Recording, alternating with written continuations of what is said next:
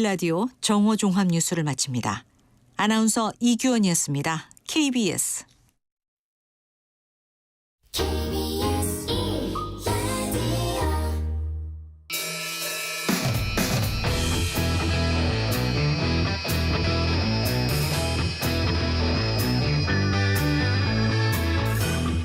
KBS 1라디오 본격 시사 토크쇼 배종찬의 시사본부.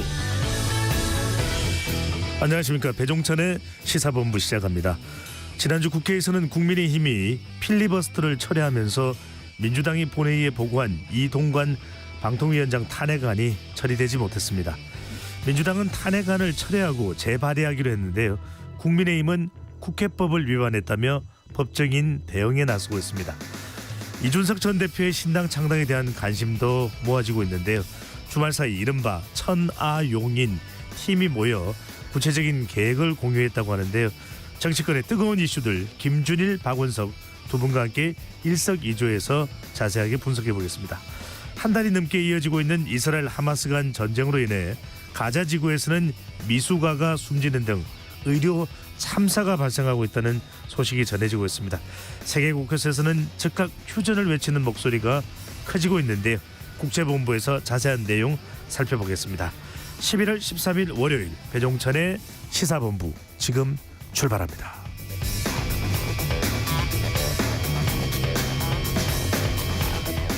일부 마지막에 듣는 노래 디저트송 신청도 기다립니다. 오늘 듣고 싶은 노래 있으시면 문자 샵 9730으로 자유롭게 보내주시고요. 짧은 문자 50원, 긴 문자는 100원입니다. 선정되신 분께는 간식 쿠폰 보내드리니까요. 많은 참여 부탁드립니다. KBS 1라디오의 모든 프로그램은 유튜브에서도 함께할 수 있습니다. 구독, 좋아요, 댓글 많이 부탁드립니다.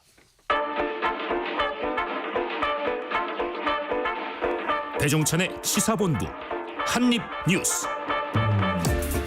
오늘의 핵심 뉴스 한입에 정리하는 한입뉴스 시작합니다. 박정호 오마이뉴스 기자, 미디어인권연구소 뭉클의 이봉우 연구원 두 분과 함께합니다. 어서 오십시오. 안녕하십니까. 네, 정말 추워졌다. 겨울이 온 거 아닌가라는 생각이 듭니다. 뉴스도 참 많은데 그래도 날씨는 추워졌지만 배종찬의 시사본부는 따뜻한 마음으로 여러분들께 자세하게 뉴스를 분석해드리겠습니다. 먼저 이스라엘로 가봅니다. 이스라엘은 가자시티에서 하마스에 대한 지상전을 계속 이어가고 있는데요. 네타냐후 이스라엘 총리는 팔레스타인 자치정부의 통치까지 반대하며 두 국가 해법에 반기를 들었다고요. 네, 우선 이스라엘의 지상작전 이 상황부터 좀 말씀을 드리면 이스라엘이 그동안 계속 주장해온 게 바로 하마스의 주요 본거지가 바로 병원에 있다. 알시파 병원에 주요 본거지가 자리 잡고 있다. 이렇게 얘기를 해왔어요. 그렇죠. 그런데 이곳에 이제 지난 주말부터 연료가 바닥이 났고 또 인큐베이터에 있던 2명의 미수가를 포함해 5명이 숨진 끝에 운영이 이번에 이제 중단이 됐습니다. 그만큼 이스라엘 군이 계속 탱크 등을 앞세워가지고 이 봉쇄를 해왔던 그런 상황이었고 물론 이스라엘이 이 가자지구 내에 있는 병원 특히 이 지금 문을 닫게 된 알시파 병원에 연료 300리터를 공급을 했다. 근데 하마스가 연료 인수를 막았다. 증거도 있다. 이렇게 지적을 했고 하마스는 그러다 보니까 아니 그 분량은 병원 발전기를 30분 넘게 돌리기도 충분하지 않다. 그 정도 가지고 어떻게 병원을 운영을 하라고 하냐라고 얘기를 하면서 병원 안에 물과 음식, 전기도 없이 갇혀있는 환자들의 고통과 괴로움을 얕잡아 본 거다. 이렇게 또 반박을 했어요. 그러다 보니까 병원 안에 있는 환자들의 목숨이 위험하다. 특히 아이들, 미수가들, 인큐베이터 돌릴 전기도 없는 상황이기 때문에 점점 숨지는 아이들이 늘어나서 이 병원이 아니라 아이들의 무덤이 되는 거 아니냐. 이런 얘기까지 나오고 있는 상황입니다. WHO나 그러니까 이 UN 산하에 있는 국제기구도 계속해서 이스라엘의 이런 반인도적인 공격에 대해서 비판을 하고 있는 상황인데요. WHO죠. 세계보건기구입니다. WHO. 거기서 계속 얘기하고 있는 게 의료진 포함해가지고 이제 병원에 있던 사람들이 계속 숨지고 있다. 이거 문제다라고 얘기하고 있어서 걱정인 거고 가자지구에는 지금 알-아을리 병원만 열고 있어요. 한 곳만 남아 있는 겁니다. 근데 매일 수백 명의 부상자가 몰려들고는 있지만 마취제도 없어가지고 마취제 없이 수술하고 있는 상황이다. 좀 너무나 힘든 상황에서 얘기하고 있는데요. 이게 좀 어떻게 진행될지 국제사회 역할이 필요하다는 얘기가 계속 나오고 있는 것이고, 그리고 네타냐후 이스라엘 총리가 계속해서 TV 연설과 기자회견 통해서 뭐라고 하고 있냐면 가자 지구의 안보 통제권을 포기할 수 없다. 이렇게 이 가자지구 재점령 의지를 재차 드러내고 있어요. 그러니까 국제사회가 얘기하고 있는 두 국가의 법, 미국도 강조하고 있죠. 팔레스타인 자치정부가 지금 서안지구를 통치하고 있는 이 정부가 가자지구까지 통치할 수 있게, 그러니까 팔레스타인과 이스라엘 좀 분리하는 그런 방안으로 가자라고 얘기하고 있지만 네타냐후 총리는 안 된다. 가자지구 정권 교체가 필요하다는 현실을 알아야 된다. 이렇게 해서 얘기하고 있어요. 네. 그래서 결국 말씀하신 것처럼 두 국가의 법에도 반기를 들고 있는 이스라엘, 거기에 대해서 비판하고 있는 국제사회 힘겨루게 하고 있다. 이런 생각도 드는 상황입니다. 그렇군요. 미국과는 계속해서 이스라엘이 엇박자가 나오고 있는 상황인데 미국은 가자 재점령 금지 등 4개 원칙을 이스라엘의 마지노선으로 제시를 했다고요. 네, 현지 시간으로 어제 12일인데요. 제이크 설리번 미국 백악관 국가안보보좌관이 이 미국 CBS와의 인터뷰에서 이 가자지구 4원칙을 제시를 했습니다. 내용을 보면 이스라엘의 가자지구 재점령은 불가하다. 팔레스타인 사람들의 강제 이주도 불가능하다. 미래 테러 세력의 근거지로서 가자지구를 활용하는 것은 불가하다. 가자의 영역 축소도 불가능하다라고 이렇게 4가지 원칙을 제시한 것인데, 테러 세력이 앞으로 가자지구를 활용할 수 없다는 거 하나만 빼고 나머지 3개는 사실 현재 이스라엘에 대한 비판에 가까운 것이죠. 그런 상황으로 볼 때 이 미국도 지금 이스라엘의 강경한 태도에 조금씩 불편한 기색을 사실 감추기 어려운 상황이 되고 있다, 이렇게 밝혔고요.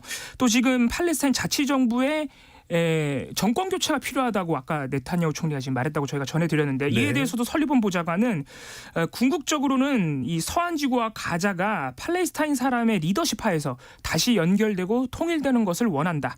지금은 팔레스타인 자치정부가 서안지구를 통치하고 있지 않느냐, 이렇게 얘기하면서 여전히 이 미국은 팔레스타인 자치정부에 대한 신뢰를 또 표하기도 하면서 이스라엘과 계속해서 이견이 확인되고 있고요.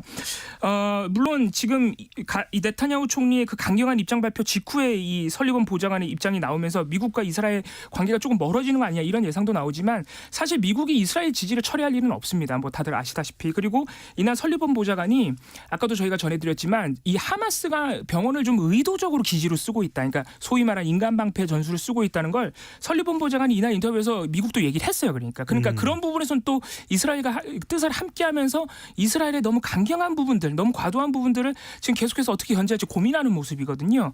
과연 미국이 어떤 대안을 찾아내느냐, 이것이 관건으로 보입니다. 네.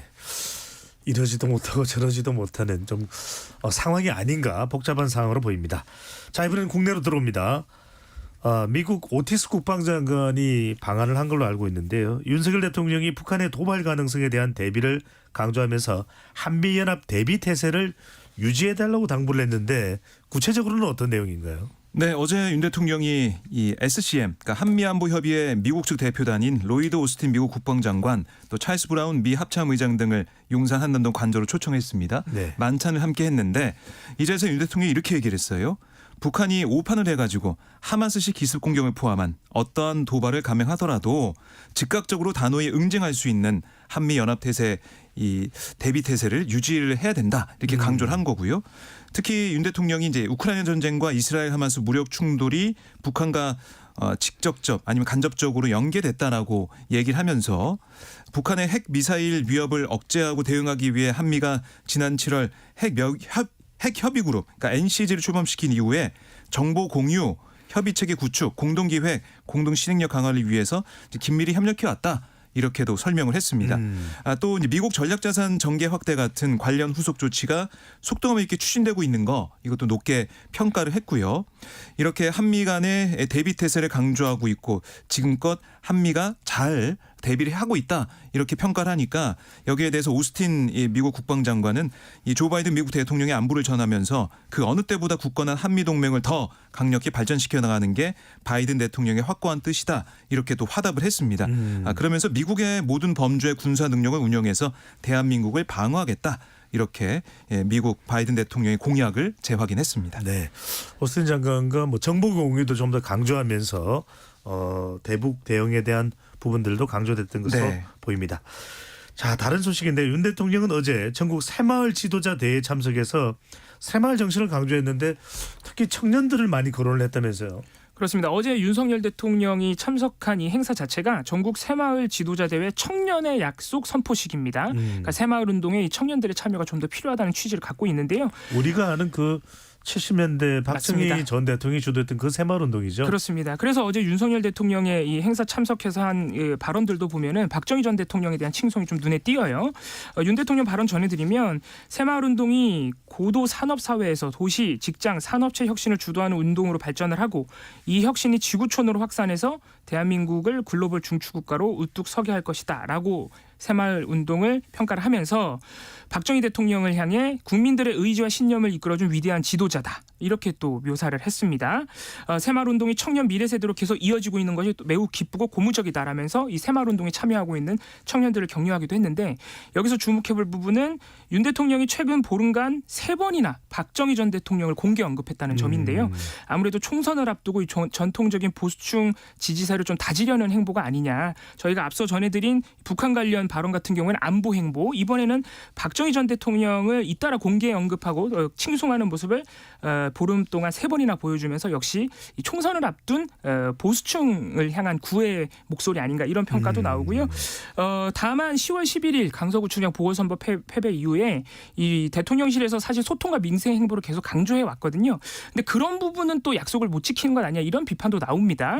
박정희 전 대통령은 계속해서 행사도 참석하고 또 한국 자유촌연맹 같은 관변 행사에 참석해서 이 보수적인 이념을 강조하는 발언도 했지만 윤석열 대통령 그렇습니다. 그에 반해서 지난달 29일 12구 참사 1주기 시민추모대회는 이 정치적 행사라면서 또 불참하기도 했었고 지금 야당과도 사실 관계가 계속해서 강대강 대치라서 소통과 민생 행보 어떻게 또 약속을 지키느냐 이 부분도 지켜볼 만합니다. 네. 자, 법안 처리 부분이 어떻게 되는지도 상당히 정치권에서는 중요할 텐데요. 지난주 국회 본회의에서 이른바 노란봉투법과 방송 3법 민주당 주도로 강행 통과됐습니다. 국민의힘에선 대통령 거부권 행사를 공식적으로 건의는 국민의힘도 그렇지만 재계에서도 건의를 하고 있는 거죠. 네, 오늘 경제 6단체가 기자회견 통해서 노란봉투법 거부권 행사해야 된다라고 거듭 강조를 했고요. 오늘 국민의힘 김기현 대표 같은 경우는 당 최고위원회에서 이렇게 공식적으로 거부권 행사를 대통령에게 또 건의를 했습니다. 뭐라고 했냐면 이 노동조합 및 노동관계법 개정안 노란봉투법 이걸 가리켜서 우리 경제에 치명상을 입히는 입법이다. 이걸 민주당이 막무가내로 추진한 이유 결국 자신에게 유리한 선거 환경을 조성하기 위한 목적 아니냐. 이렇게 꼬집었고 또 이 방송법, 방송문화진흥회법, 한국교육방송공사법 개정안, 그러니까 이른바 방송 3법에 대해서는 이건 민주당에 좀 일방적으로 편향된 방송 환경을 계속 누리기 위한 민주노총의 노영방송 영과 법안이다. 이렇게도 비판을 했어요. 그래서 우리 경제의 숨통을 끊어놓을 노란봉투법, 또 공영방송이 민주당 사내방송이 되는 방송 3법 반드시 막아야 된다. 그래서 국민과 나라를 위해서 윤 대통령께서 제2요구권을 행사해 줄 것을 건의한다. 이렇게 공식적으로 다시 한번 확인한 겁니다. 네. 물론 지금 대통령실 반응은 지난주에 김대기 비서실장이 뭐라고 했냐면 각계의 의견을 듣고 검토한 다음에 어떻게 할지 결정하겠다. 유보적인 태도를 취했는데요. 여당에서 이렇게 공식적으로 당 회의에서 건의가 나오고 또 경제단체에서도 이렇게 기자회견 열고 해서 결국 윤 대통령의 이 제2요구권, 그러니까 거부권 행사 가능성이 커진 거 아니냐 이런 분석이 나오고 있고요. 특히 오늘 김기현 대표가 이런 노란봉투법이나 방송 3법 말고 국회가 시급히 처리해야 될 법안에 따로 있다. 올해 말로 끝나는 공공기관 청년고용 의무제 연장을 위한 청년고용촉진법 이거 빨리 우리가 처리해야 되고 또 지난 연말 야당의 반대로 처리가 무산된 30인 미만 사업장에 대한 8시간 추가 연장 근로를 한시적으로 허용하는 법안 올해 말 개동기간 끝나니까 조속한 처리가 필요하다. 이렇게 얘기를 했어요. 그러니까 이런 여야가 맞서는 법안 말고 민생부터 좀 챙기자라고 여당이 계속 강조한 셈인데요. 야당에서는 계속해서 여당과 좀 맞지 않는 반대하는 목소리를 내고 있기 때문에 계속해서 국회 정국은 좀 국면되는 그쪽 가고 있는 게 아니냐 이런 해석을 할 수가 있겠습니다. 네, 게다가 지금 민주당은 또 탄핵안 재추진까지 이야기가 나오고 있는 상황인데 자 민주당 이재명 대표는 윤석열 대통령을 향해서 방송 3법을 수용하라 이렇게 또 촉구를 했네요. 네, 이재명 대표가 오늘 최고위에서 국민의 매서운 심판 앞에서 지난달 선거를 얘기하는 것이죠. 달라지겠다고 해놓고서 뒤에서는 거부권을 행사하는 말 따로 행동 따로 이런 정치 그만해야 한다. 그러면서 거부권 행사를 하지 말라고 촉구를 했고요. 특히 방송 3법의 공포화 시행을 강하게 촉구를 했어요.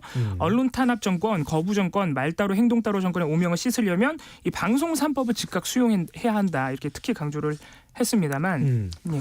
아니 우리 청취자분들이 방송 3법을 좀 모르시는 분도 계셔서 예. 또 아시는 분도 계시지만 쟁점이 뭔지만 좀 짧게 설명을 해주시면요. 예, 이 방송법과 한국교육방송공사법 그리고 방송문화진흥회법 이 세 개의 법안을 가리키는데 KBS, MBC, EBS 이 공영방송의 지배구조를 개선하자는 내용이고요. 아하. 지금까지는 방송법에 명시도 안 돼 있는데 여야가 공영방송 이사를 다 추천해서 선임하고 있어요. 그러니까 여야가 공영방송 경영과 관리감독 의무가 있는 이사회를 서로 나눠 먹다 보니까 이게 정치권의 입김이 계속 방송에 영향이 간다. 이것 때문에 이사회 구성을 이 시민사회로 조금 확장을 시켜서 정치권 영향력을 축소하자는 것인데 이재명 대표가 유독 오늘 이 방송 3법에 대한 통과를 윤석열 대통령에게 촉구를 한 것인데 그중에 네. 눈에 띄는 것이 뉴욕타임스 보도를 하나 언급을 했어요. 이재명 대표가. 뉴욕타임스가 윤석열 대통령의 언론 장악에 대한 열의는 한국의 군사 독재 시절을 연상시킨다고 보도를 했다. 이게 실제로 지난 10일에 있었던 뉴욕타임스의 보도인데 그 보도를 좀 소개를 해드리면 9월 14일에 있었던 그 김만배 인터뷰 보도 관련 뉴스타파 그리고 JTBC 기자에 대한 검찰의 압수수색이 있었죠. 이에 대해서 뉴욕타임스가 수사 대상이 외국 스파이가 아니라 윤석열 대통령에게 비판적 기사를 냈던 국내 언론사다. 라고 지적을 했고요. 다른 언론사들도 지금 압수수색을 받아서 휴대폰까지 압수를 당했는데 이런 일은 1990년대 한국이 민주화된 이후에는 없었던 일이다. 그런데 윤석열 대통령이 취임하면서 상황이 바뀌었다고 뉴욕타임스가 현재 상황을 굉장히 강하게 비판을 했어요. 그러니까 이재명 대표 입장에서는 외신도 이렇게 언급을 할 만큼 이 언론 자유가 축소되는 상황에서 또 방송 장악 의혹이 있는 상황에서 이 방송 3법을 대통령이 거부하면은 그런 의심이 더 강해질 수밖에 없다. 이런 취지로 또 뉴욕타임스 보도까지 언급했다. 이렇게 볼 수 있겠습니다. 네, 또 이게 또 여야의 쟁점이 되네요. 그렇습니다. 국민의힘에서는 또 방송 3법에 대해서 또 시민단체 등에 대해서는 뭐 또 참여를 더 검토하고 반대한다. 그렇습니다. 오히려 민주당과 가까운 사람들이라고 또 비판하고 있습니다. 알겠습니다. 자, 이 시각 교통정보 듣고 한입뉴스 이어가겠습니다. 김민희 리포터. 네, 점심시간에 접어들면서 길었던 오전 정체는 주춤해지고 있지만 여전히 곳곳으로 돌발 구간이 많습니다.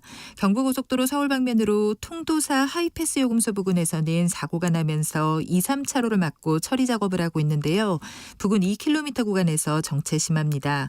이후 충청권 영동 1터널 일대로는 작업을 하고 있어서 차량들 속도 줄여 지나고요. 그 후로는 양재 부근 1차로에 고장난 차가 서 있어서 달래내고개부터 반포 사이로 정체가 더 심해져 있습니다. 반대 부산 쪽으로 신갈분기점 부근 2차로에서도 사고가 나면서 부근 정체 심합니다. 이후 황관 부근에서는 작업 여파받아 차량들 서행합니다. 서울 양양고속도로 양양 쪽으로 서종 부근 사고는 갓길에서 처리 작업을 하고 있고요. 서울시내 한강대교 북단에서 남단 쪽으로 북단 부근 4차로에서도 사고가 났습니다. 그 밖에 올림픽대로 하남 쪽으로는 반포대교 부근 1차로에 고장난 차가 서 있는데요. 뒤로 여의 하류부터 지나는 데만 20분이 넘게 걸리고 있습니다. KBS 교통정보센터였습니다.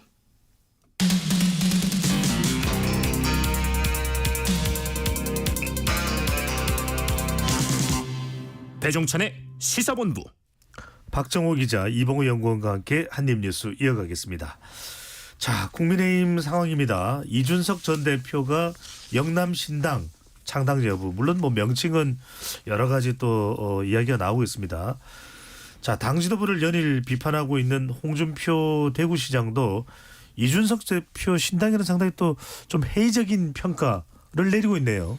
그러니까 지난주에 이준석 전 대표가 영남 출마 고려한다. 그리고 영남을 베이스로 한 신당이 될 수도 있다. 뭐 이런 얘기를 했기 때문에 또 특히 동대구역에서 기자들과 만나서 대구 뭐 출마할 수도 있다. 당에서 요구하면 갈 수 있다. 이렇게 얘기를 했어요. 그러다 보니까 이준석 전 대표가 대구에 출마하나 이런 여러 가지 얘기가 나왔는데 그러다 보니까 홍준표 대구시장이 SNS에 글을 또 하나 올렸습니다. 뭐라고 썼냐면 16대 총선 당시 대구에 자민련 바람이 불었던 거 네. YS 그러니까 김영삼 정권 출범 당시 대구에 설립 예정이었던 삼성 상용차를 부산으로 가져간 데 대한 반감 이게 하나 있고 네. 또 하나가 중심 인물로 거물인 박철원 장관이 있었다. 있었기 때문이다. 아. 그러니까 당시 이슈와 인물 그 특별한 상황이 있었다라고 얘기를 한 거예요. 그런데 지금 윤석열 정권은 대구시 정책을 전폭적으로 밀어주고 있고 또 이준석은 대구와 전혀 연고가 없다. 또 같이 거론되는 유승민은 아직 배신자 프레임에 갇혀 있다. 따라서 대구에서 이준석 유승민 바람은 전혀 불지 않을 거다. 이렇게 내다본 겁니다. 그리고 또 하나 예를 든 게 대구에서 18대 이 친박연대 바람이 분 거 친이계 공천학살과 유력한 차기 주자 박근혜 의원이 있었기 때문인데 이준석 신당은 전혀 대구 민심을 가져갈 만한 하등의 요인이 없다. 이렇게 얘기했어요. 그러니까 이게 이슈도 그렇고 인물도 그렇고 구도도 그렇고 좋지 않다. 이런 걸 얘기를 한 거죠. 어떻게 보면은 이준석 전 대표 입장에서는 좀 급소를 찔린 듯한 그런 느낌이 들었을 것 같은데요. 네. 그러다 보니까 이준석 전 대표가 홍 시장 글을 직접 공유를 했더라고요. 그래서 뭐라고 썼냐면 정확한 말씀이다. 어려운 도전이다. 어려우니까 도전하겠다. 또 이렇게 썼어요. 그러니까 홍준표 시장에 대해서는 또 뭐 격분된 반응이 이준석 전 대표로부터 나오지는 않았네요. 그동안 보면 윤석 전 대표가 홍준표 시장의 이제 발언이나 글에 대해서 항상 뭐 좋은 평가 아니 뭐 받아들이는 모습이 계속 보이더라고요. 뭐 김기현 대표 체제를 비판하는 홍준표 시장의 말 그럴 수 있는 거다 얘기하는 것부터 시작해가지고 어떻게 보면 같이 좀 가는 듯한 느낌도 들고 네. 그런 호의적인 느낌을 계속 보여주고 있는데 이번에도 마찬가지입니다. 어려우니까 도전하겠다. 정확한 말씀이다. 이렇게 받아들이는 모습을 보였는데 어쨌든 이준석 전 대표가 대구에서 출마하거나 영남권 신당이 나오거나 여러 가지 상황에 있어서 그렇게 낙관적으로는 볼 수 없다. 이걸 확실히 홍준표 시장 글로 확인할 수 있다. 이렇게 볼 수도 있겠습니다. 네. 그 글에는 지역구보다는 비례대표 쪽에 또 힘을 실어라라는 얘기인데 일각에서는 말려야지 왜 비례대표 얘기를 했냐라는 이야기도 나오고 있다는 것도 그냥 네. 전해드립니다. 이준석 전 대표는 국민의힘 현역 의원 중에서도 신당을 함께할 사람이 있다 이렇게 밝혀서 상당히 지금 뉴스가 되고 있는데 누구일까인지도 궁금합니다. 이제 일단은 누구인지에 대해서는 아직 언론 보도까지는 안 나오고 있고 이 천하용인과 또 11일에 이준석 대표가 만났어요. 자신들의 이 핵심 측근들이죠. 이 천하람 전남 순천과 당협위원장, 허나 의원, 김용태 전 최고위원, 이기인 경기도의원 이렇게 4명을 또 만나서 신당 창당 관련 논의를 굉장히 길게 했다 그래요. 한 4시간 정도 했다 그러는데 이 자리에서 이준석 대표가 이 국민의힘 의원 한 5명에서 6명 정도의 실명을 또 언급했다 그럽니다. 이 실명이 지금 공개되지는 않은 상태인데 이 이기인 도의원이 이제 기자들에게 이준석 전 대표가 실명을 언급했다라고 이렇게 전해준 것이고요. 심지어 TK, PK 등 생각지도 못했던 국회의원 몇 명이 이준석 전 대표에게 연락했다고 하더라. 이런 얘기도 또 이기인 도의원이 전했습니다. 이 이기인 도의원 얘기 중에 또 주목해볼 만한 것이 오늘 오전 BBS 라디오에 나와서 한 말인데 국민의힘이 이준석 전 대표에게 공천권을 할애한 당 비대위원장 또는 선대위원장직을 제안한 걸로 알고 있다. 이준석 전 대표가 당권을 원한다고 여기고 그렇게 제안한 것 같은데 더 나쁜 짓이다라고 이렇게 비판을 했어요. 사실 이거는 이제 이기인 도의원의 주장이고 이제 국민의힘 입장이 또 나와봐야 알겠지만은 이 국민의힘에서 이준석 전 대표의 탈당과 신당 창당을 막기 위해서 일종의 이제 거래를 제안했다는 주장이라서 또 이게 이제 앞으로 또 어떻게 될지 좀 파문이 일어날 것으로 보이고요. 이준석 전 대표가 이렇게 신당 창당에 대해서 자신감을 내비치고 또 국민의힘 의원들까지 거론하는 상황이긴 한데 11일에 이 우리 그 주말 시사본부죠. 정관용의 시사본부에 나와서는 이런 얘기도 했습니다. 영남에 기반을 둔 신당이라고 자꾸 표현을 해주고 있는데 자신의 신당 창당에 대해서 영남 기반 신당이라는 표현은 동의하지 않는다. 지금까지 도전을 회피하지 않는다는 의미에서 가장 어려운 영남 도전도 할 수 있다는 얘기지 영남 신당은 시대착오적이라는 얘기를 했어요. 근데 사실 이거는 그동안 국민의힘 핵심 지지 기반인 영남에서 맞붙어야 한다. 이렇게 강력한 의지를 표명했던 거하고는 조금 또 다릅니다. 좀 한 발 물러선 듯한 뉘앙스가 있어서 이런 부분에 대해서 계속 신당 창당이 이슈가 될 것으로 보입니다. 네. 자 이번에는 조사 개요를 좀 읽어드려야 될 것 같은데 박성훈 기자든 누구 말씀하시는 분이 좀 준비가 되면 자 김포 등 서울 편입에 대해서 여론조사 결과가 하나 나왔습니다. 경기도민 10명 중 6명 이상은 서울 편입에 반대한다는 것인데 일단 경기도민을 대상으로 했다는 걸 참고하면서 좀 내용을 들어봐 주시면 좋을 것 같은데 여당이 적극 추진하고 있는 김포시 등 서울 인근 지자체의 서울 편입에 다수 경기도민이 반대한다는 여론조사 결과가 나왔다고요? 네, 어제 발표된 여론조사인데요. 리얼미터가 경기도 의뢰로 지난 2일부터 5일 만 18세 이상 경기도민 3,004명을 대상으로 여론조사를 했어요. 그랬더니 이 편입에 반대한다는 응답 비율이 66.3%, 찬성한다는 응답은 29.5%에 그쳤습니다. 네. 잘 모르겠다가 4.2% 있었는데 특히 주목할 부분 기포시에서도 반대 의견이 61.9%, 찬성 의견이 36.3% 나온 거예요. 그러니까 그동안 김포시 얘기는 뭐냐면 그쪽 여론을 받아 안아서 김포시의 서울 편입을 추진하고 있다라는 게 뭐 김포시장이든 아니면은 이 여권 관계자들 얘기였는데 이번에 나온 조사는 반대 의견이 10명 중에 6명이다. 이렇게 나온 거고요. 네. 이외에도 의왕시, 뭐 파주시, 양주시, 화성시, 시흥시 여기서도 반대 의견이 10명 중에 7명 정도로 크게 나왔어요. 그러니까 잠깐만요. 여기 예. 김포 시민이 응답한 내용이 아니라 질문이 김포시 편입을 찬성하느냐 반대하느냐, 네. 하남시 편입을 찬성하느냐 반대 이렇게 물었다는 이야기인 그렇습니다. 거죠? 따로따로 네. 물어봤더니 이게 반대 의견이 나왔다는 거고 모든 연령대에서 반대 의견이 높았는데 특히 40대 73.8%, 50대 70.8%, 또 30대 70.2%, 만 18세에서 29세 70.1% 이렇게 뭐 40대, 50대, 30대 또 18세부터 29세 여기서는 반대 의견이 70%를 넘는 그런 모습을 보였습니다. 찬성 의견은 광명시가 47.4%로 가장 많은 모습을 봤는데 어쨌든 기본적으로 반대 의견이 좀 많이 나오는 조사 결과 이번에 나왔다.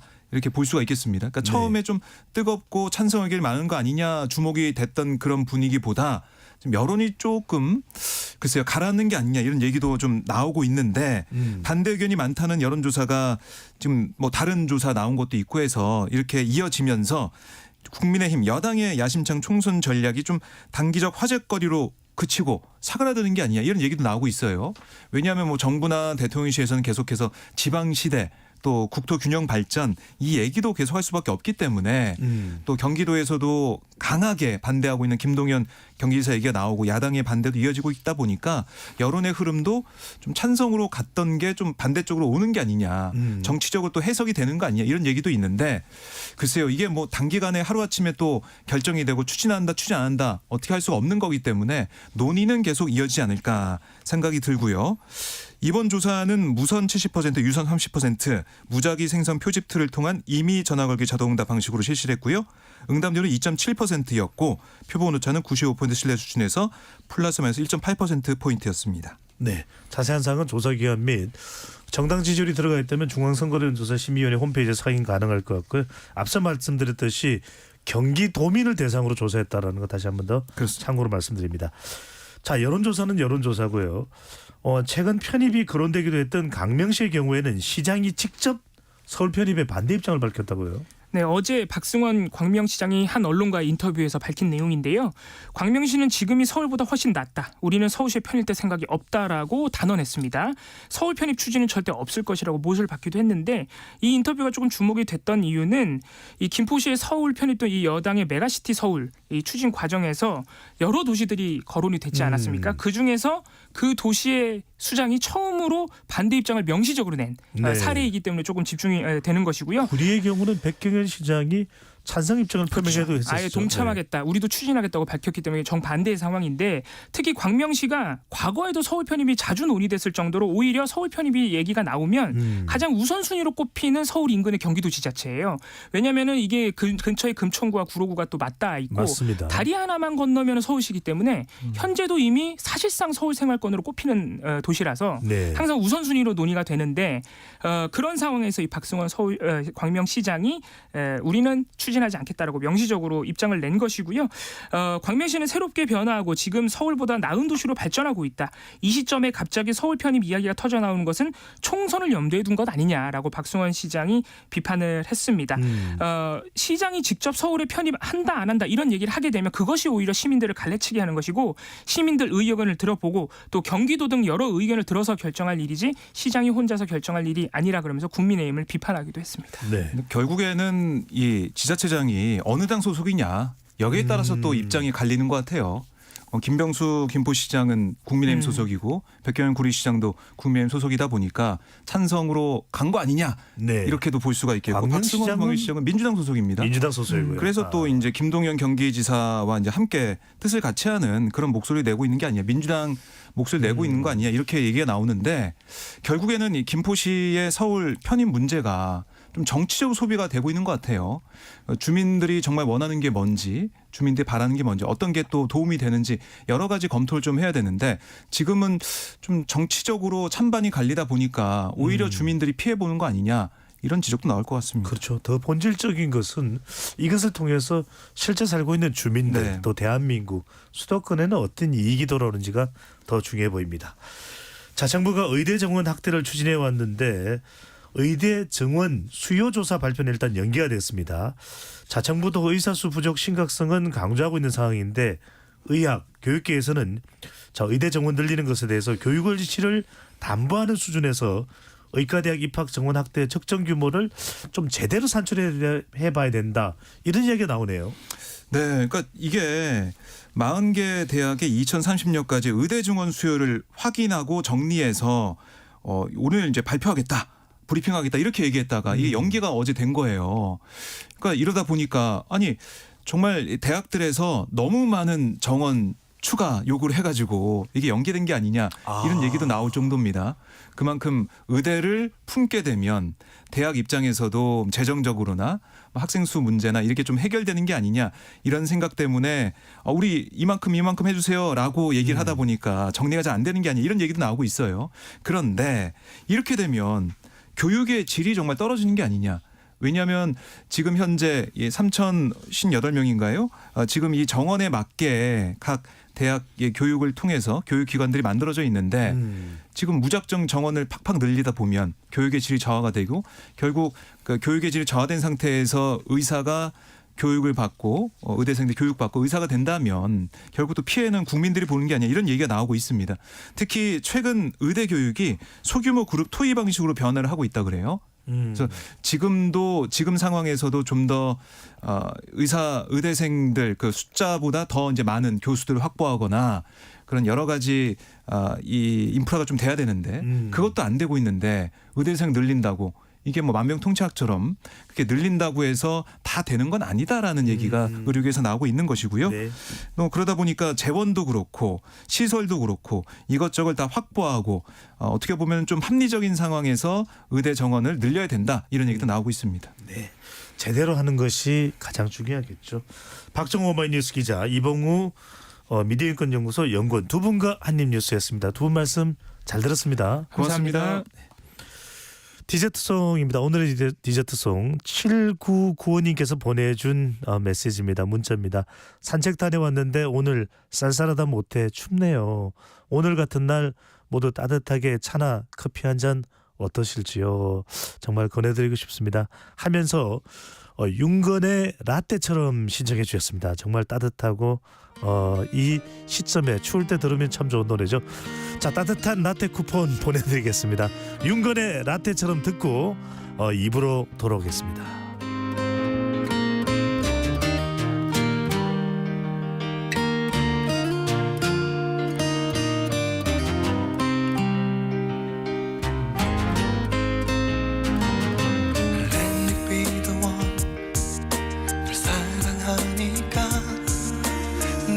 감기 걸렸을 때도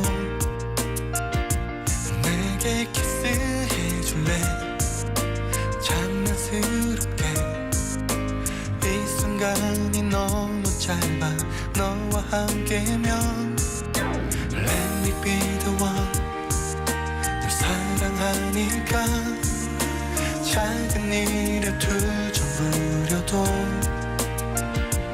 너를 감싸 라떼 향기처럼 하루 해가 너무 짧아 너와 함께면 If you stay forever I have a smile 오직 너만은 언제까지나 And if you stay forever 나와 함께 You stay forevermore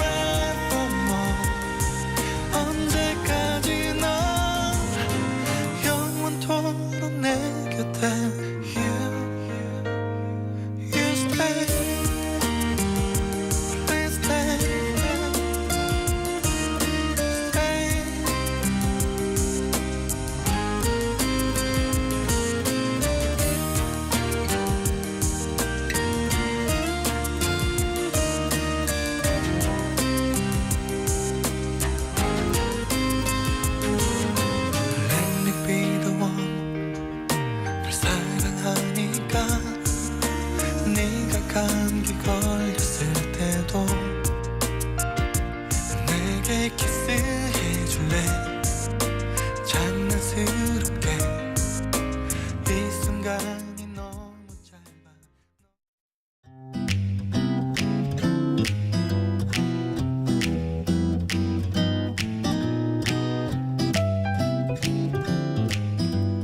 안녕하세요. 바른말 고운말입니다. 국립국어원에서는 지난해부터 표지어 추가를 위한 연구 사업을 수행해서 표준국어 대사전에 새로 등재할 어휘 3,000개를 선정했습니다. 학교 교육이나 일상생활에서 사용 빈도가 높은 어휘를 선별한 것인데요. 이번에 집필을 완료한 500개의 표지어를 1차로 공개했습니다. 그래서 오늘은 표준국어 대사전에 새로 등재된 어휘 몇 개를 소개합니다. 먼저 반려동물이란 표현은 이미 사전에 올라가 있지만 반려동물 중에서 가장 많은 비중을 차지하는 개와 고양이에 대한 표현으로 반려견과 반려묘가 새로 표지어로 등재됐습니다. 또 어린이들이 어른들에게 인사드릴 때 두 손을 배꼽 언저리에 모으고 허리를 굽혀 하는 것을 볼 수가 있는데요. 이와 같은 인사를 가리키는 배꼽 인사란 표현도 이번에 표지어가 됐습니다. 음치와 박치는 소리나 박자에 대한 감각이나 지각이 매우 무딘 사람을 가리키는 것으로 이미 표제어로 올라가 있는 표현이기도 합니다. 그런데 춤에 대한 감각이나 지각이 매우 무디어서 춤을 잘 못 추는 사람을 뜻하는 몸치라는 표현은 이번에 표제어가 됐습니다.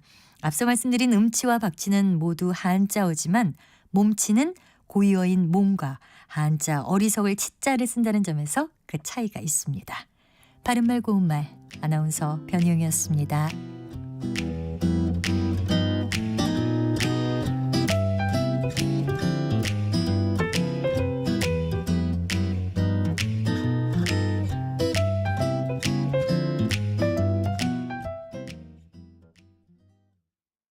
단 1-20%의 가능성도 저는 있다고 보기 때문에 이거는 국민들도 다 알 수밖에 없는 문제이기 때문에 논리와 논리가 부딪히고 삶에서 좀 기댈 곳, 기댈 사람 이런 것들이 좀 필요한 것 같아요. 뭔가 우리가 좀 치유가 돼야 될 것 같아요. 예. 느슨해져야 될 것 같아요. 이성과 감정이 만나는 곳 KBS 열린 토론 평일 저녁 7시 20분 정준이와 함께합니다.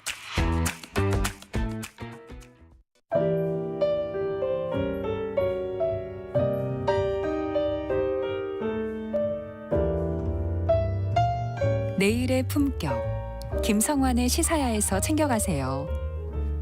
하루를 마무리하는 시간 꺼내보는 당신의 지식 창고. KBS 1라디오 김성환의 시사야. 평일 밤 10시 5분 여러분을 찾아갑니다.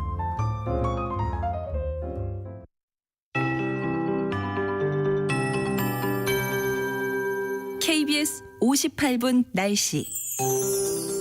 오늘도 때이른 초겨울 추위가 이어지겠습니다. 한낮 기온이 서울 7도, 대전, 광주 10도, 대구 11도, 강릉, 제주 12도, 부산 13도 등에 머물면서 어제보다는 1, 2도 정도 높겠지만 평년 기온을 여전히 5도 안팎 밑돌겠습니다. 오늘 전국이 대체로 맑겠는데요. 대기가 점점 건조해지고 있어 불조심하셔야겠습니다. 특히 강원 동해안과 경북 동해안, 부산과 울산에는 건조주의보도 발효 중인 상태입니다.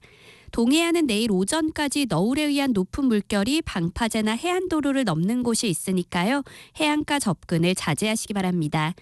내일부터는 기온이 점차 오름세를 보이겠습니다. 내일 아침에 서울과 세종 0도, 대구 1도 등으로 오늘보다 조금 높겠는데요. 그래도 내륙 곳곳의 기온은 영하로 떨어지면서 철원 영하 4도, 거창 영하 3도 등을 보이겠습니다.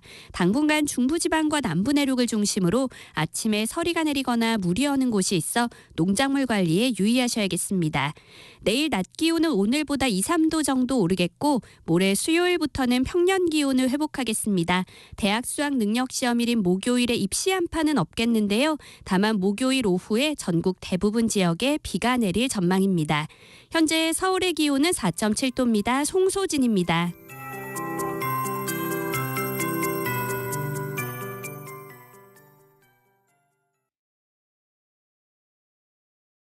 정성을 다하는 국민의 방송 KBS가 한시를 알려드립니다.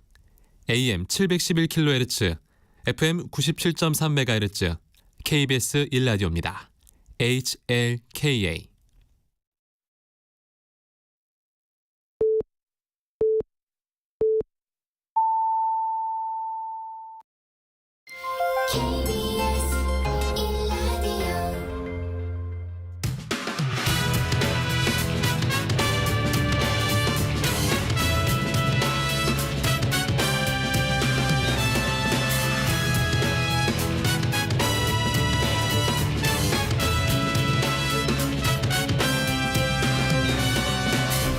KBS 1라디오 배종찬의 시사본부.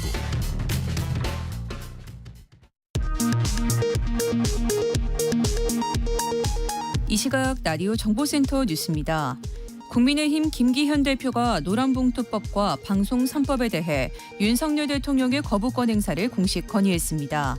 더불어민주당 이재명 대표는 언론 탄압 정권 등의 오명을 씻으려면 방송법을 즉각 수용하기 바란다고 촉구했습니다. 국회가 내년도 정부 예산안에 대한 본격 심사를 시작했습니다. R&D 분야 예산과 권력기관 특수활동비 등을 두고 여야의 대립이 이어질 전망입니다. 한미 국방장관이 만나 동맹 현안을 논의하는 연례회의체인 한미안보협의회 SCM이 오늘 열렸습니다. 박민 KBS 사장이 오늘 취임했습니다. 공영방송의 핵심 재정 기반인 수신료를 낭비하는 모든 적폐를 일소하겠다고 밝혔습니다. 카카오 창업자인 김범수 미래이니셔티브 센터장이 모든 사업을 원점에서 재검토해 국민 눈높이에 부응하는 기업이 될 수 있도록 최선을 다하겠다고 말했습니다. 지금까지 라디오 정보센터 뉴스 정원나였습니다.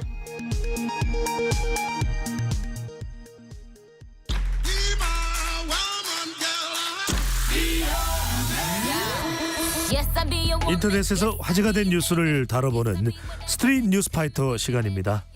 오늘은 조현정 시사평론가와 함께합니다. 어서 오십시오. 네, 안녕하세요.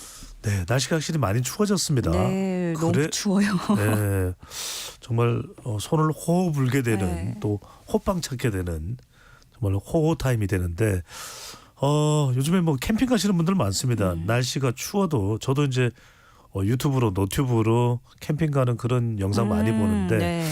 자 정말 주의해야 될 일이 있습니다. 캠핑 가서 자연을 만끽하는 건 너무 좋고 부러운 일인데요. 자, 첫 번째 주제입니다. 주말 동안 캠핑장에서 일산화탄소 중독으로 인한 사망 사고가 잇따라 발생했습니다. 캠핑할 때 각별히 주의해야 될 것 같아요. 네, 지금 연달아서 일산화탄소 중독으로 추정되는 사고들이 벌어진 건데요. 네. 일단 어제 12일 낮 12시 30분쯤에 충북 영동군 황감면의 한 캠핑장에서 60대 남성과 부인인 50대 여성 그리고 5살 난 손자까지 가족 3명이 텐트 안에서 숨진 채 발견됐습니다. 이 텐트 안에 숯불 같은 거를 피운 흔적이 남아 있거든요. 그 손자하고 즐거운 시간을 보내려고 캠핑장을 찾았을 텐데 정말 마음 아프고 참 안타까운 모습이고요. 그 전날인 11일에도 경기도 여주시 한 캠핑장에서 50대 부부가 숨진 채 발견이 됐는데 여기도 마찬가지로 화롯대 위에 숯불이 피워져 있었고 뭐 유서 같은 정황 증거는 발견되지 않아서 경찰은 일산화탄소 중독으로 숨졌을 가능성이 높은 것으로 보고 있습니다. 그러니까 이제 소방 당국은 겨울철 캠핑장에 이런 사고가 꾸준히 증가하기 때문에 주의를 당부하고 있는데요. 그러니까 일산화탄소 중독 사고가 1년 내내로 봤을 때 겨울철에 집중적으로 발생을 한다고 해요. 뭐 예상하시겠지만 아무래도 추우니까 뭔가 난방기구를 그렇죠. 때우니까 그러면 이제 치명적인 영향을 받는 건데 게다가 이제 환기를 시키면 되는데 네. 바람이 들어올까봐 또 꽁꽁도 닫아두거든요. 예, 그렇죠. 이 문을 다 닫아놓은 그런 버스 내에서도 자동차 내에서도 이렇게 일산화탄소가 배출되면은 네. 지식사를 할 수 있기 때문에 각별히 주의를 해야 됩니다. 맞아요. 요즘에 차박 캠핑도 많이 하시는데 네, 여기서도 조심하셔야 되고 기본적으로 그렇게 숲 피우고 자는 거는 위험해서 안 하지 않나 이렇게 생각하시는 분들도 많더라고요. 그런데 그거를 인지하고도 이런 사고가 계속 나는 건 그 부탄가스를 이용해서 피우는 난로나 온수매트 이 온수 매트에서도 그 가스통에서 일산화탄소가 새어나온 경우가 상당히 많았던 것으로 파악이 됐고 역시 숯불, 나무까지 태우는 경우도 사고로 이어졌고 그리고 모르는 사이에 그 배기관이 이탈되거나 배관이 찌그러져서 나는 꼼꼼히 체크한다고 했는데 그 사이에 잠들었다가 참변을 당하는 경우도 많다는 겁니다. 근데 일산화탄소가 색도 없고 냄새도 나지 않아서 이게 새어나오고 있어도 활동 중에 이걸 인지할 수가 없는 거예요. 그런데 이제 몸에서 증상이 느껴질 때 어떤 두통이 난다든가 어지러움, 메스꺼움 그러다가 더 심해지면 구토나 호흡곤란, 손발이 저리고요. 전신 쇠약, 무기력증 등이 나타나는데 이럴 때는 바로 환기를 하고 119에 신고를 해야 된다고 소방청이 당부하고 있습니다. 배기관, 배관이 네. 찌그러졌는지 이런 거 꼼꼼히 살펴주시고요. 그리고 휴대용 일산화탄소 감지기라는 게 있다고 해요. 그래서 뭐 캠핑 많이 하시는 분들은 이런 것도 구비해 두시는 것도 도움이 된다고 하고요. 그러면 이제 너무 불안하니까 잠 잘 때는 밖에서 이렇게 야외 취침을 할 때는 사실은 더 좋은 건 난방기기보다는 침낭이나 이렇게 따뜻한 물주머니 있죠. 그런 걸 활용하시는 게 더 좋다고 합니다. 네, 절대로 일산탄소가 배출될 수 있는 그런 난방기기인데 텐트나 이렇게 밀폐된 곳에 있으면 절대로 안 된다는 네. 거 반드시 명심을 하셔야 됩니다. 나는 그런 거 잘 알아차린 사람이겠지, 사람이니까 괜찮겠지, 큰일 납니다. 절대로 안 된다는 거 절대로 잊어서는 안 되겠습니다. 자, 두 번째 주제로 가봅니다. 지난 9월 경기도 용인시의 한 고등학교 교사가 숨진 채 발견된 사건인데요. 용인 체육교사 사망 사건을 수사한 경찰이 학부모의 갑질 등 행위가 없다고 보고 사건을 마무리 지었다고 하네요. 네, 그 60대 교사 A씨인데요. 지난 6월에 체육 수업 중에 잠시 자리를 비웠는데 그 사이에 학생 한 명이 이제 다른 학생이 찬 공에 맞았어요. 근데 좀 많이 다치긴 했습니다. 수술이 필요할 정도로 크게 다치는 사고가 있었고 이와 관련해서 피해 학생 측으로부터 업무상 과실치상 혐의로 고소당하는 일이 있었습니다. 그래서 A씨는 이 피해 학생 측이 교육청에 감사 요청으로 인해서 그 교육당국으로부터 감사 계획과 관련한 그런 통보도 받은 상태였는데 경찰하고 출석 일정을 조율하던 도중에 그러니까 정식 조사를 받기 전에 9월 3일에 숨진 채 발견됐습니다. 이에 따라서 경찰은 이 숨진 A씨가 어떤 형사고소의 부담이라든가 민원 제기, 학부모의 민원을 견디다 못해서 이런 선택을 한 건지 이런 부분에 수사에 들어갔고요. 그래서 피해 학생 학부모와 학교 관계자들을 대상으로 조사를 진행했습니다. 특히나 이 피해 학생 측, 그 학부모라든가 이런 쪽에서 어떤 갑질이나 협박을 했는지 이 여부를 자세히 들여다봤는데요. 조사 결과 경찰은 이 A씨가 사망에 이르기까지 어떤 피해자 쪽의 갑질 정황은 없다고 보고 사건을 종료했습니다. 피해 학생 측이 이 업무상 과실치상 혐의로 각각 그 고소한 혐의는 용인 동부경찰서가 아직도 수사하고 있습니다. 참, 글쎄 이런 사건은 정확하게 어떻게 규명하느냐가 너무나도 중요할 수밖에 없을 텐데 네. 과연 어떤 수사 결과가 나올지 정말 예의주시해서 지켜봐야겠습니다.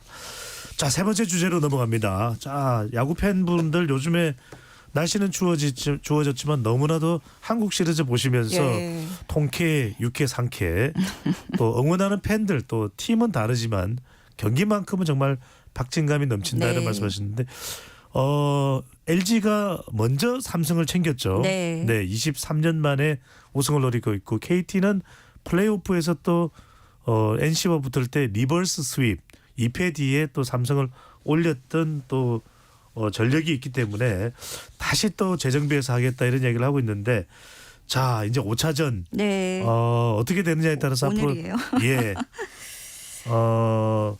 앞으로 이제 한국 시리즈의 최종 우승자가 이제 결정이 될 텐데 네. 자 흥행하고 있다고요. 아니 뭐 KT하고 LG 팬분들이 아니어도 너무 경기를 재밌게 하니까 진짜 많은 분들이 챙겨 보시더라고요. 매 경기 진짜 1점 차 초접전 펼치고 있잖아요. 근데 1차전에 이어서 4경기 연속 매진이었고 이제 그 5차전 오늘 양팀 모두가 뭐 한 치 앞도 물러설 수 없는 총력전을 예고한 그런 네. 상태입니다. 뭐 지켜보시는 팬분들도 오늘 상당히 긴장을 하실 것 같아요.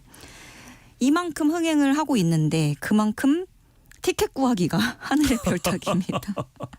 네. 네, 한국 시리즈 사실 때마다 그 안표하고 매크로 티켓이 늘 기승을 부리고는 있거든요. 매크로라는 건 이제 기계가 어떤 돌리는 거죠. 시스템을 넣어서 기계로 이렇게 네. 표를 얻어내는 방법인 거죠. 네, 그러니까 손가락으로 티켓을 눌러서 얻어야 되는데 상대방은 기계로 해서 기계와 손가락과 싸우고 있는 그런 겁니다. 그래서 대책 마련이 시급하다라는 주장도 나오는데 이번 한국 시리즈 경기가 그 온라인에서 사전 예매가 이루어졌어요. 그래서 이게 또 취소된 표는 현장에서 구매할 수 있다라고는 해놨지만 그게 불가능해요. 왜냐하면 일단은 뭐 이렇게 귀한 표를 취소하는 분도 없을 뿐더러 있다고 해도 온라인에서 다시 풀리거든요. 그러면 거기서 누가 이제 빠르게 클릭을 하면 현장 구매는 이건 거기 여기까지 표가 안 옵니다. 네. 그런데 문제는 이제 고령의 팬들인 거죠. 경기장 문 앞에 와서 서성이기만 하고 매표소에 아무리 물어봐도 이제 매진입니다. 표 없습니다. 이런 얘기만 계속 들어야 되고 근데 또 이게 경기장은 거기 앞에까지 오시면 함성 소리 다 들린단 말이에요. 얼마나 발걸음이 안 떨어지겠어요. 들어가고 싶은데 못 들어가는 네. 그 답답한 마음. 네. 그래서 이런 상황에 대해서 좀 보도도 많이 나왔고 영상도 나와서 저도 이제 보면서 마음이 되게 아팠는데 네. 이걸 보시는 분 여기서 이제 고령층 어르신 팬분들은 MBC 청룡 때부터 팬인데 못 들어간다. 70된 사람들은 이러면 표 아예 못 사는 거 아니냐. 네. 10%만이라도 현장 판매를 하면 밤을 새서라도 나는 기다리고 싶은 마음이다. 이렇게 얘기를 하시더라고요. 그 기억하시네요. 그 MBC 청룡 때 그 용거려져 있는 잠바 그게 대단했거든요. 저 알 것 같아요. 네. 이 소식이 뉴스로 알려지면서 급기야 중고거래 플랫폼에 이런 글이 올라왔습니다. 티켓이 있는데 65세 이상에게만 티켓을 팝니다. 그러니까 글쓴이도 가는 거고 같이 동행을 해서 가는데 어르신 팬분들이 너무 못 들어가서 마음이 아파서 나는 65세 이상 팬분에게만 선별해서 내 티켓을 드리겠다. 이런 거예요. 상당히 또 이게 마음이 또 의미가 있네요. 네, 그러니까요. 그래서 이 소식도 보시면서 훈훈하기도 하고 마음 아파하시면서 누리꾼들은 이제 노인 인구가 늘고 있는 만큼 대책이 필요해 보인다. 나의 미래일 수도 있다. 그래서 어르신을 위해서 10% 정도는 현장 예매할 수 있게 비워놔도 될 듯하다. 지금의 야구 문화가 있게 한 어르신들인데 나이 들어서 정작 소외되는 현실이 안타깝다. 이런 의견들 보이고 있고요. 사실 그 KTX 표도 그렇고 오래된 일이잖아요. 이렇게 네. 구하지 못하는 일들. 그리고 또 이거 되게 와닿았어요. 우리 아버지가 LG 우승하는 걸 40세에 보고 29년 기다렸는데 지금 아니면 돌아가실 때까지 우승을 못 볼 수도 있다. 예, 이런 호소도 있었습니다. 네. 앞서 말씀하신 그 70 되시는 분. 네. 그렇네요. 지금 40에 보고 29년을 기다리는데 29년이네요. 네. 자, 다른 말 필요 없습니다. 조현정 평론가. LG입니까? KT입니까? 네. LG 우승입니까? KT의 대반전입니까? 저는 누구든지 이기면 네. 네. 저한테 아까 LG라고 그랬죠? 저 인천 사람이에요. 예. 자, 오늘 말씀은 여기까지 듣겠습니다. 지금까지 조현정 시사평론가와 함께했습니다. 잘 들었습니다. 네, 안녕히 계세요.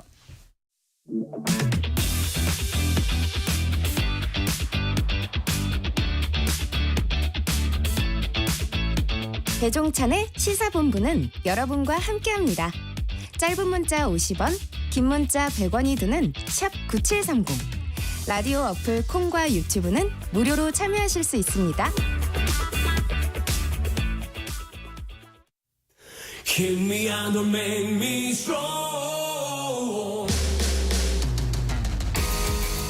매주 월요일 주말 동안 있었던 뉴스를 정리하고 새로운 주간 뉴스를 미리 살펴봅니다. 발빠른 뉴스와 깊이 있는 해석이 있는 일석이조 시간입니다. 박원석 전 의원, 김준일 뉴스톱 수석 에디터 두 분과 함께합니다. 어서 오십시오. 안녕하십니까. 네. 박원석 의원은 LG입니까? KT입니까?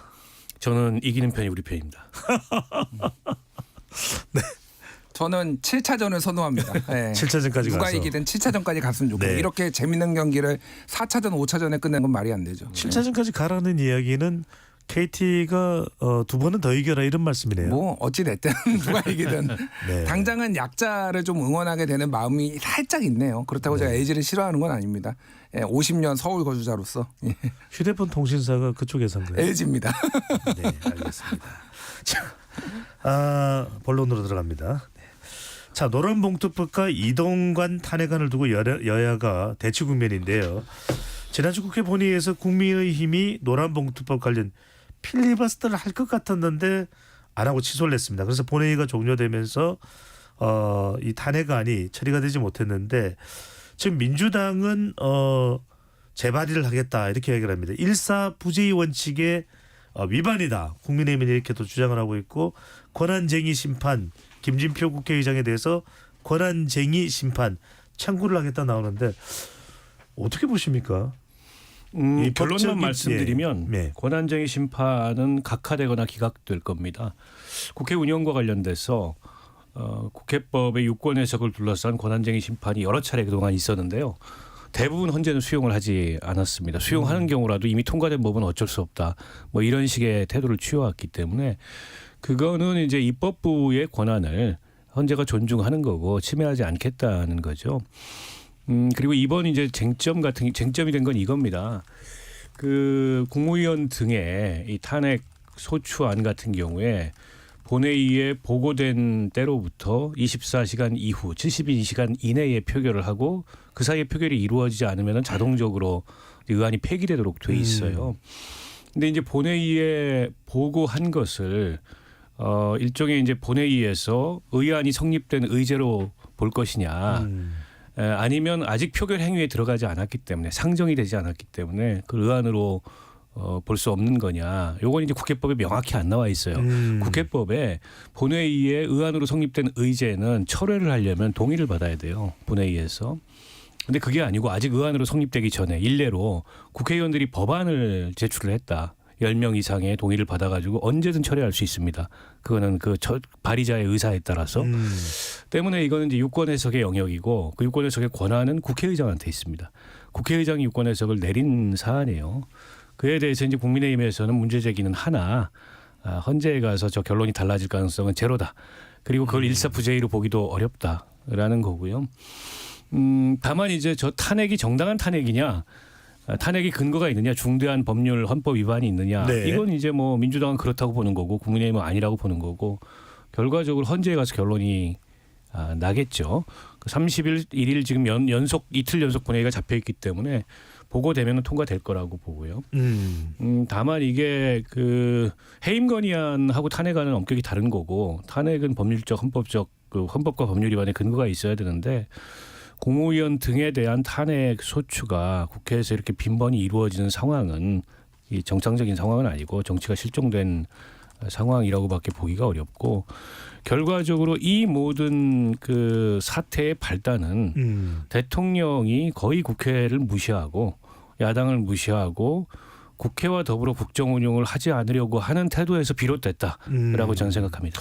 탄핵 추진은 여러 차례 건을 탄핵 추진하는 것은 좀 과할 수도 있겠지만 이런 상황으로 초래된 것은 대통령의 좀 소통이 원활치 못했던 부분, 국회에 대해서 존중하지 못하는 국정 운영과도 관계된 거 아니냐 이런 평가를 주셨는데 김진수 대표는 일단 이동관 방통위원장 탄핵 추진에 대해서는 어떻게 평가하십니까? 일단 제 의견보다 여론조사를 조금 말씀을 드릴게요. 예. 여론조사 꽃이 지난 10일에서 11일 전국 18세 이상 성인 남녀 1,020명을 대상으로 조사를 했는데요. 이동관 방통위원장 탄핵에 찬성한다 47.1, 반대한다 35.7. 그래서 11.4%포인트 차고 잘 모름이 17.2입니다. 자, 그러면은 일반적으로 우리가 35대 60 일반적으로 그거에 이게 대통령 긍정 부정 이렇게 그게 좀 모든 아젠다들이 거기에 준해서 가잖아요. 근데 잘 모름이 17.2%나 나왔다라고 하는 거는 이거는 이동관을 왜 탄핵해야 되는지 민주당 측이 충분히 설명하지 못했다. 뭐 이렇게 보는 거죠. 그러니까 참 진짜 모르는 거예요. 그러니까 왜 탄핵을 하고 있지?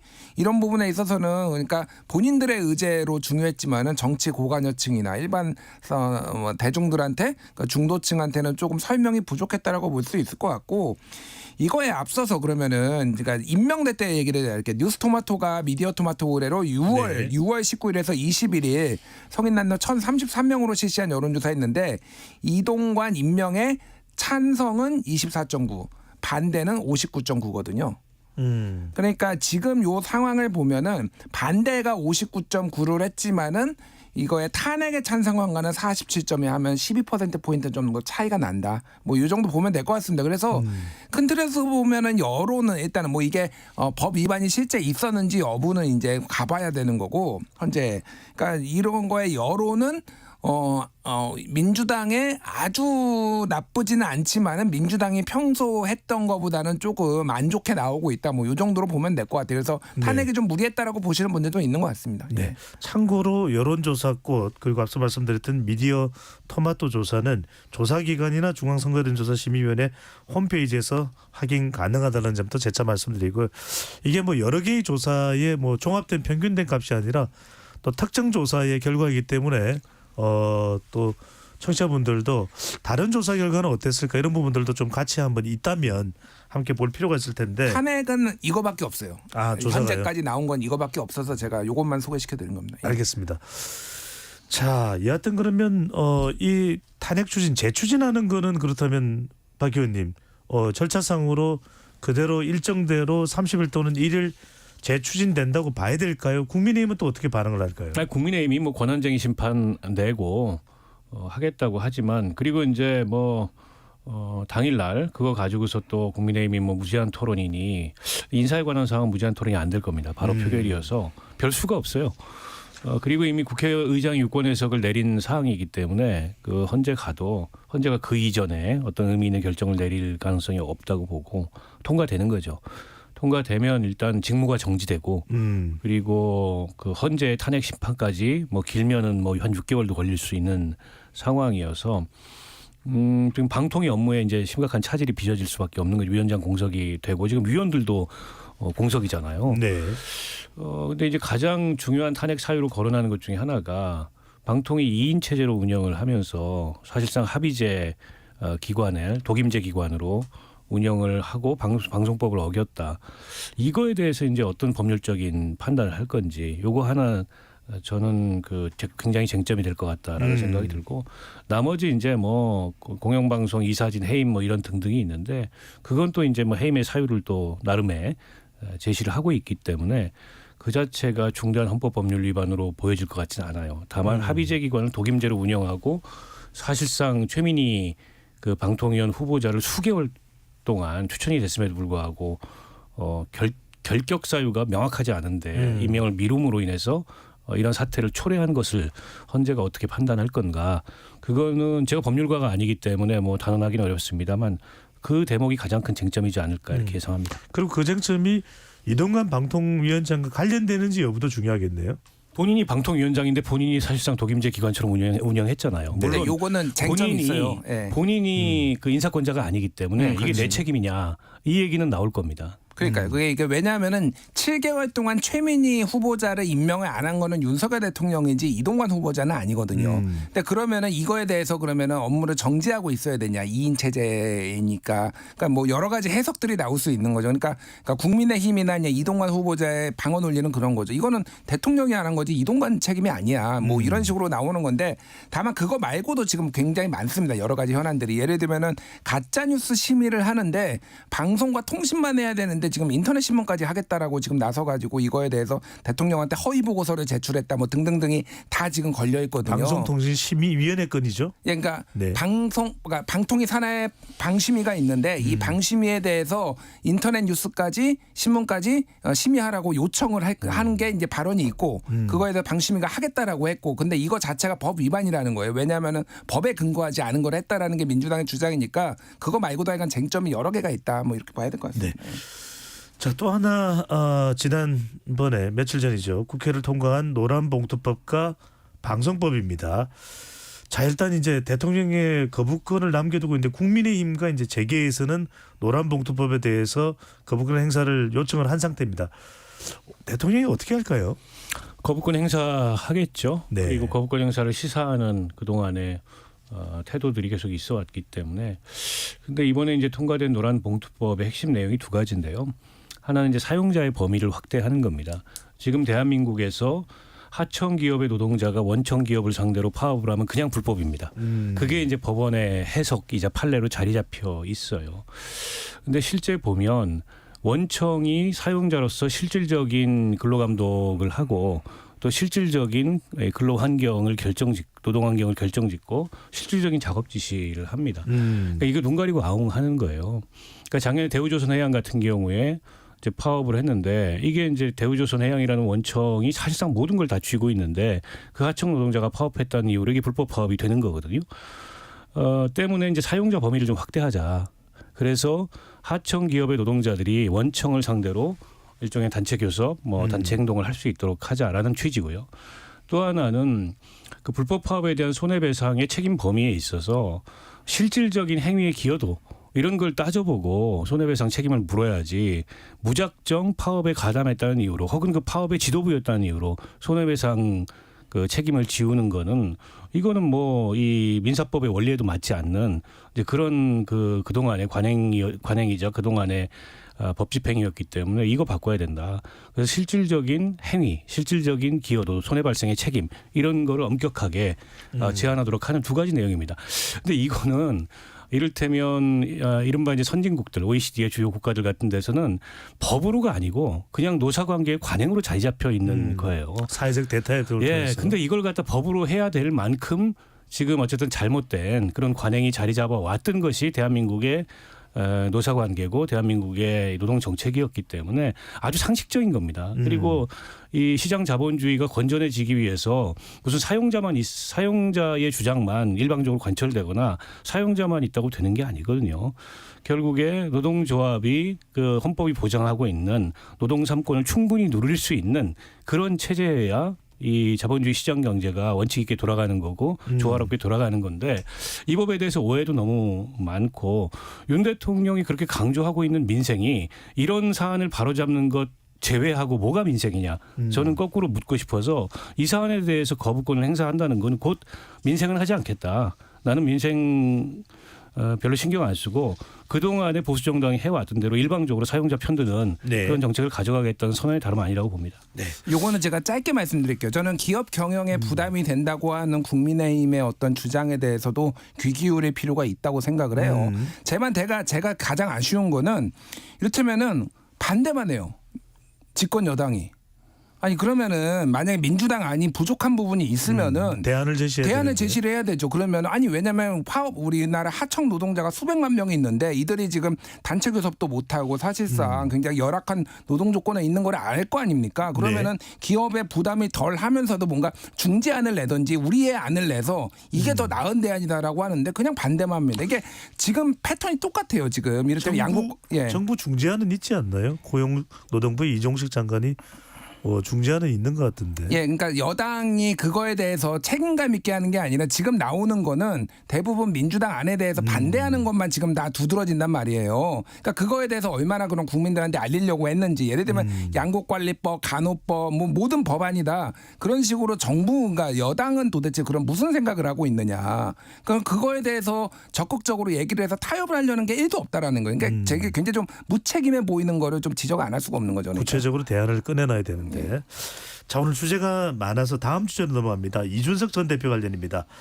자, 이준석 전 대표가 강폭 행보를 또 하고 있습니다. 다양한 사람들과 접촉하고 있는데 여당의 이 국민의힘 내부에서도 지금 현역 의원 한 5-6명 정도가 신당에 관심을 보이고 있다. 뭐 이런 보도가 나왔어요. 자, 신당에 관심을 보이는 현역들이 누구일까요? 막 실명으로 누구인지 확정지어서 거론하기 쉽지 않겠지만 뭐 어떤 사람일까? 또 그렇다면 있다면 여하튼 1명이든 뭐 6명이든 그 이유는 뭘까요? 그러니까 가장 취약한 사람들이겠죠. 공천을 받기 가장 취약한 사람들이 이거에 대해서 이제 논의를 하는 거고, 이거는 이준석 대표 측하고 그분들, 이름을 알 수 없는 그분들하고 서로 윈윈 전략이에요. 예를 들면은 이준석 대표는 우리가 뭐 나 이준석 혼자만 있는 것도 아니고 한 명씩 지금 조금 범위를 넓히고 있다. 그래서 천하용인하고도 공유를 하고 있는데 거기에다가 여당 현역 의원 없지 않아? 그러니까 우리 나 접촉하고 있어라고 하면서 일종의 이제 살과 시도하고, 이게 좀 그냥 차잔속의 태풍이 아니라 좀 더 넓은 어떤 범위 지평을 가지고 있다라는 거를 보여주려는 거고, 그분들 입장에서 보면은 이름은 알 수 없으나 야 나 쳐내면은 여기 갈 수 있어. 네. 그러니까 불공정하게 뭔가를 막 찍어내거나 이러면 안 돼라는 거를 시그널들을 보내는 거죠. 그러니까 서로의 이해관계가 좀 맞아 떨어졌다. 그래서 당장 누가 지금 그러니까 이 실명이 나올 가능성 거의 없다고 보고요. 이제 한참 지나서 공천 과정에서 그때 이제 윤곽이 드러나겠죠. 이 사람이 접촉을 했네 안 했네. 그리고 전략적으로 이준석 대표는 이분이 우리가 영입 같이 할 사람이다라고 그런 식으로 말하는 방식으로 이제 흘러갈 가능성이 높습니다. 박원석 전 의원에 대해서도 신당 참여설이 나옵니다. 근데 뭐 그 부분도 해명하실 수 있으면 해명을 해주시고요. 김종인 전 비대위원장, 이준석 전 대표, 그리고 이제 금태섭 전 의원이 얼마 전에 이제 만났는데, 뭐 누구도 참여한다, 누구도 참여 가능성이 있다 이야기 나오면서 이제 빅텐트 이야기 나옵니다. 그게 뭐 양양자 무소속 의원, 또 일부 정의당 전현직 의원, 이게 좀 구체화되는 겁니까? 현실 가능성은 있습니까?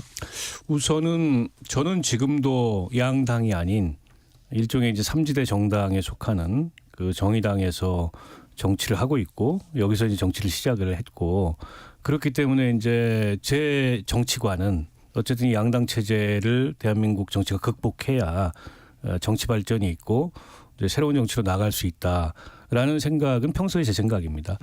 근데 이제 그런 지론을 갖고 지금도 그걸 위해서 노력을 하는데, 이제 그런 제 지론과 이준석 전 대표가 생각하는 신당의 구상이 얼마나 맞닿을 수 있는지, 이건 이제 뭐 그 가능성을 놓고 토론을 해봐야 될 것 같고요. 제가 한 차례 만나서 얘기를 했는데, 뭐 비례정당을 할 생각이 없다.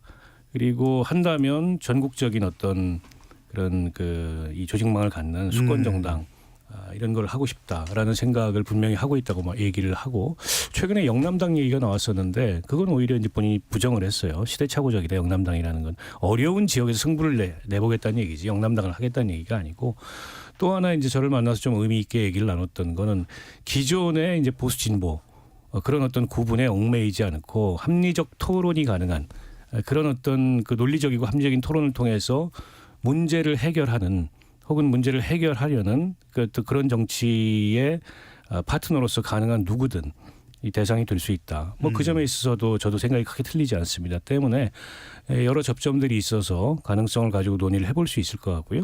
그러나 당장에 이준석 전 대표가 뭐 탈당을 선언한 것도 아니고, 그렇다고 이제 신당에 참여할 그런 국민의힘에 지금 정치인들의 범위가 구체화되어 있는 것도 아니고, 또 이른바 이제 비명계 거론도 했지 않습니까? 근데 그 비명계들도 당을 나와서 새로운 어떤 그 정치를 만드는데 이 결단을 하고 역할을 하겠다고 선언한 게 아니에요.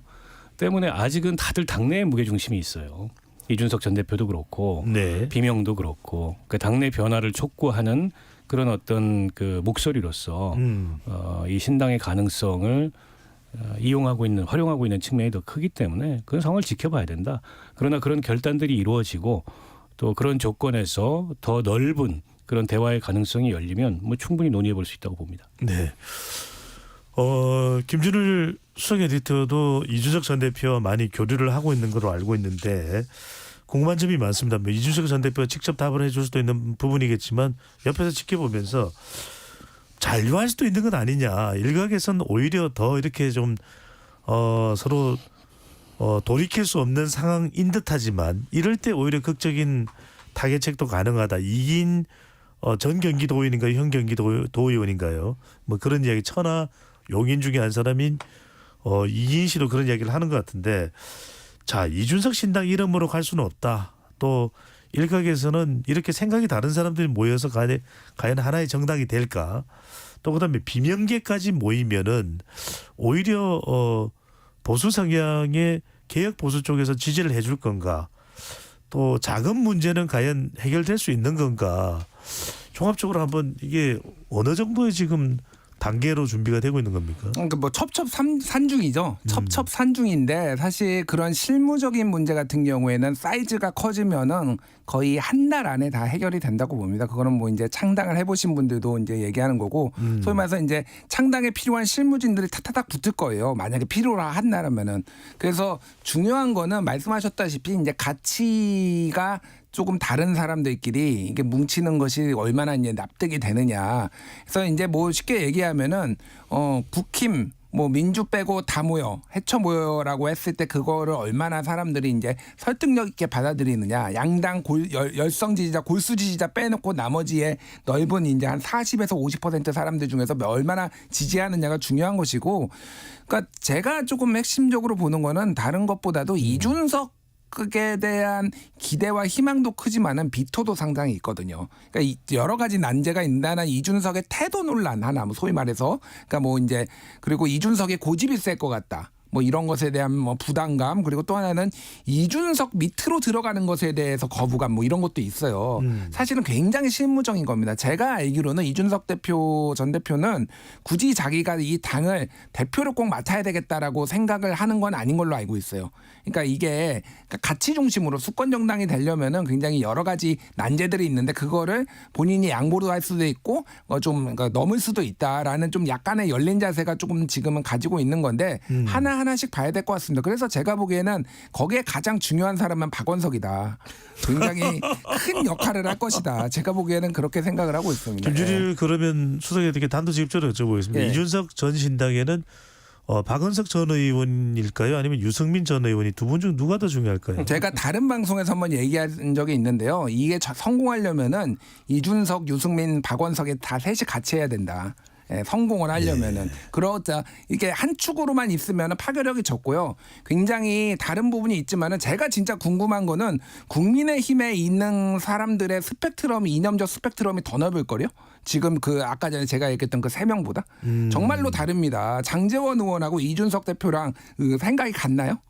그러니까 거기는 양당제가 공고하니까 이권이 있으니까 그러니까 사람들이 참는 거예요. 생각이 그렇게 달라도. 근데 여기에서는 이제 이런 없는 집안이 원래 더 싸운다고 조금만 달라도 더 차이를 만들어내고 그러는 건데 대의가 있으면은 그게 정치 개혁이 됐든 시대 전환이 됐든 대의가 있으면은 뭉칠 수도 있는 거죠. 네. 박원석 전 의원 이거 여쭤봐야 될 것 같습니다. 일단은 홍준표 시장은 그동안에 좀 달달했던 관계 설정과는 다르게 좀 선을 걷는 모습입니다. 신당 뭐 난 생각도 안 한다. 홍 시장은 소설 쓰지 마라. 이렇게 이제 벌컥하기도 했는데 뭔가 좀 두 사람 사이가 이제 신당 창당을 기점으로 해서 조금씩 달라진다, 멀어진다 봐야 될까요? 아니면 전략적인 좀 거리두기라고 봐야 될까요? 뭐 후자겠죠. 근데 이제 홍 시장님은 또 얘기가 수시로 바꾸기 때문에 내일 다른 얘기를 하실 수도 있어요. 그러니까 결국 이제 이준석 신당이 만들어지고 그게 영남권에 어느 정도의 영향력을 갖느냐, 그게 나한테 유리하냐 불리하냐, 이런 여러 가지 이제 셈법들 속에서 메시지를 좀 가깝게 다가갔다가 또 멀어지기도 했다가 이렇게 이제 조절을 하는 것 같은데. 일단 그 홍준표 시장 입장에서 보기에 어쨌든 대권 도전을 염두에 두고 계시고 그 정치적 기반은 영남일 수밖에 없습니다.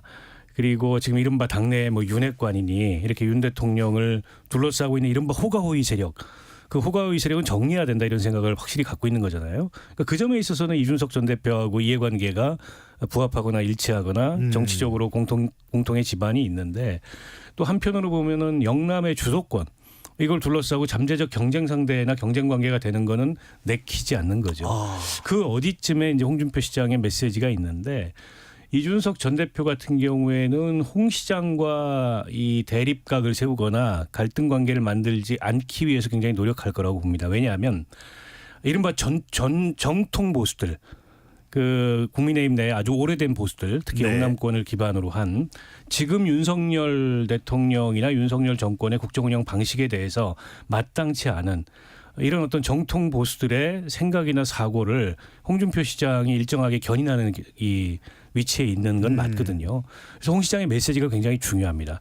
그러니까 홍 시장의 메시지가 거리를 좀 두는 건 좋은데 적대적이면 곤란해요. 이준석 전 대표 입장에서는.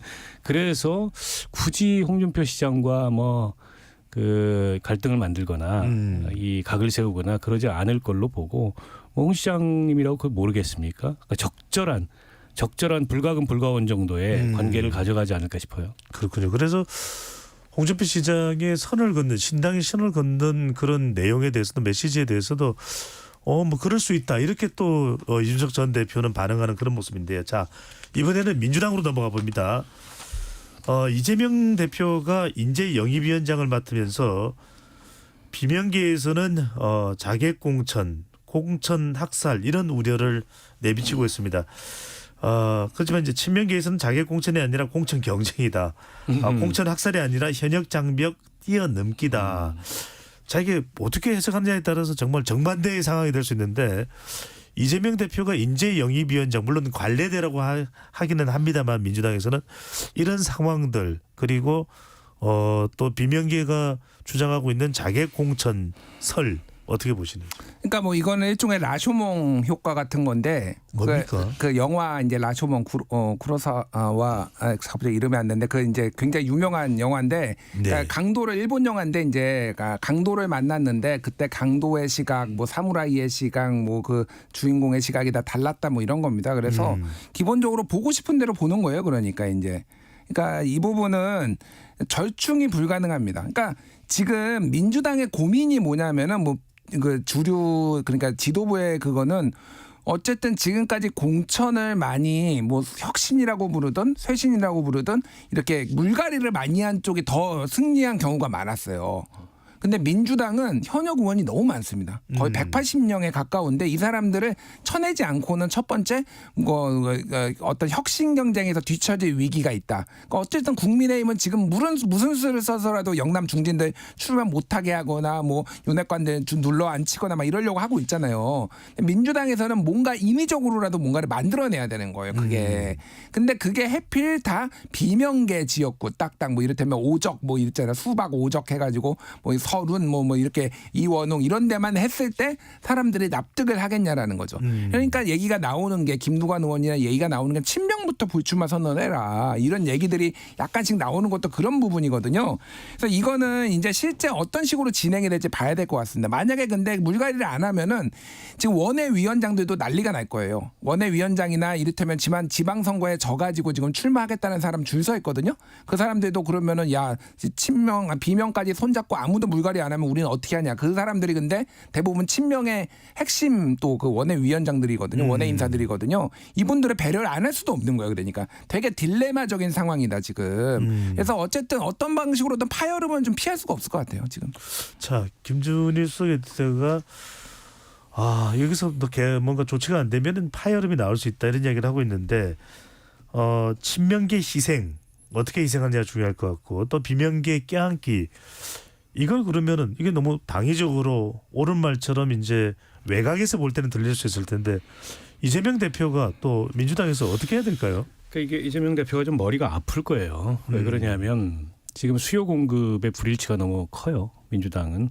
그러니까 지난번 총선에 너무 크게 이기는 바람에 이제 현역들 특히 뭐 3선, 4선, 5선 된 현역들 말고도 초재선들도 굉장히 많거든요.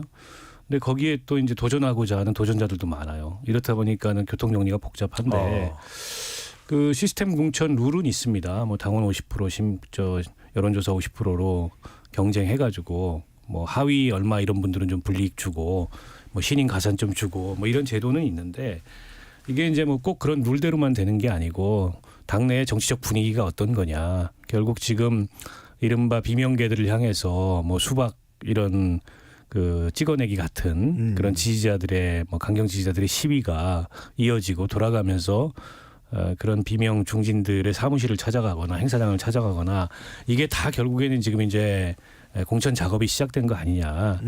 그리고 이재명 대표가 그거를 뭐 조정하거나 시키거나 지시하지는 않지만은 그냥 방치하고 있는 거 아니냐. 가끔가다 말로써 이건 바람직하지 않습니다. 이런 정도 한마디 툭툭 던지면서 결국에 이 포괄적으로 비명계를 쳐내게 하는 거 아니냐. 이제 이런 시각이 팽배하고 또 이제 그 원외에 이재명 대표의 친위대 같은 조직이 형성이 됐잖아요. 더민주혁신회의라고. 네. 이제 그런 것들이 현역 의원들 입장에서 위협적으로 보이는 거죠. 그래서 어떻게 해도 불공정이니 뭐 공천 시비가 나올 텐데 이재명 대표 입장에서는 어느 정도 이제 비명과 타협하느냐. 네. 비명 중에 어떤 세력과 타협하느냐. 결국 뒷배가 없는 비명은 다 제가 보기에 떠내려 나갈 거고 문재인 대통령 같은 뒷배가 좀 든든한 비명들은 살아남고 뭐 그런 식으로 정리되지 않을까 싶어요. 네. 어떻게 정리되는가도 상당히 또 중요한 또 앞으로의 대목이 될 것으로 보입니다. 아까 토론 도중에 나왔던 천하용인의 인 이기는 현직 경기도 의원이라는 거 확인을 해서 말씀을 드립니다. 자, 일석이조 박원석 전 의원, 김준일 뉴스톱 수석 에디터와 함께했습니다. 두 분 말씀 잘 들었습니다. 고맙습니다. 감사합니다.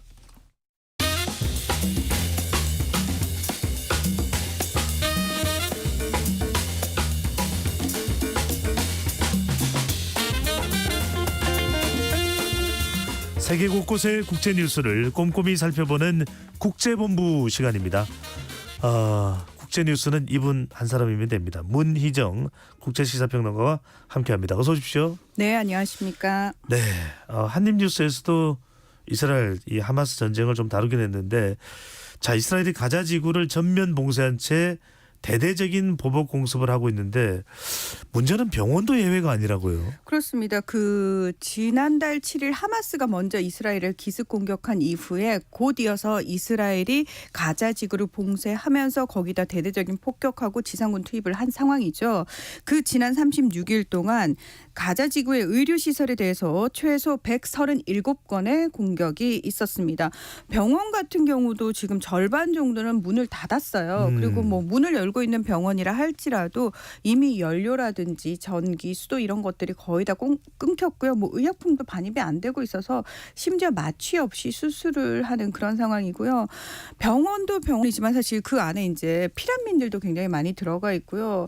이제 제일 걱정되던 게 뭐냐면은 중환자실은 계속 전기가 공급이 돼야 되잖아요. 그런 게 안 되면서 인큐베이터에 있던 미숙아가 사망을 한다든지 다른 중환자들의 생명도 위독한 그런 상황이다라는 얘기가 계속해서 나오고 있습니다. 자, 이와 관련해서 이제 국제사회 여론이 워낙 안 좋으니까 이스라엘이 뭐라고 얘기를 하냐면, 아니 우리가 병원을 공격한 건 아니다. 하마스가 공격을 피하려고 병원이나 학교 등 민간 시설 근처에 무기를 보관을 했기 때문에 우리가 공격을 할 수밖에 없었다라고 이야기를 하고 있고요. 이 부분과 관련해서 하마스 측은 뭐라고 얘기를 하냐면, 아니다, 이거는 이스라엘이 민간인 살상을 정당하기 위해서 거짓말을 하고 있는 거다라고 얘기를 하고 있습니다. 서구 언론들하고 지금 아랍권 매체인 알자지라를 제가 동시에 들어가 보고 있는데요. 이 차이점이 있습니다. 알자지라 홈페이지에 들어가면은 실제로 가자 지구 내의 병원에 근무하는 의사들이 현지 상황을 동영상으로 찍어서 지금 상황이 어떤지를 증언하는 동영상을 보내거든요. 그러면 그게 홈페이지에 그대로 올라와 있는데요. 병원에서는 뭐라고 얘기를 하냐면, 우리는 여긴 정말 병원이고 환자들이 넘쳐나고 있다. 국제사회가 제발 우리를 도와줬으면 좋겠다. 이런 얘기들을 하고 있고요. 절대 여기가 무슨 하마스가 뭐 인간 방패를 인질로 삼아가지고 인간 방패를 세우고 있다. 뭐 이런 이야기들 전혀 하지 않고 있습니다.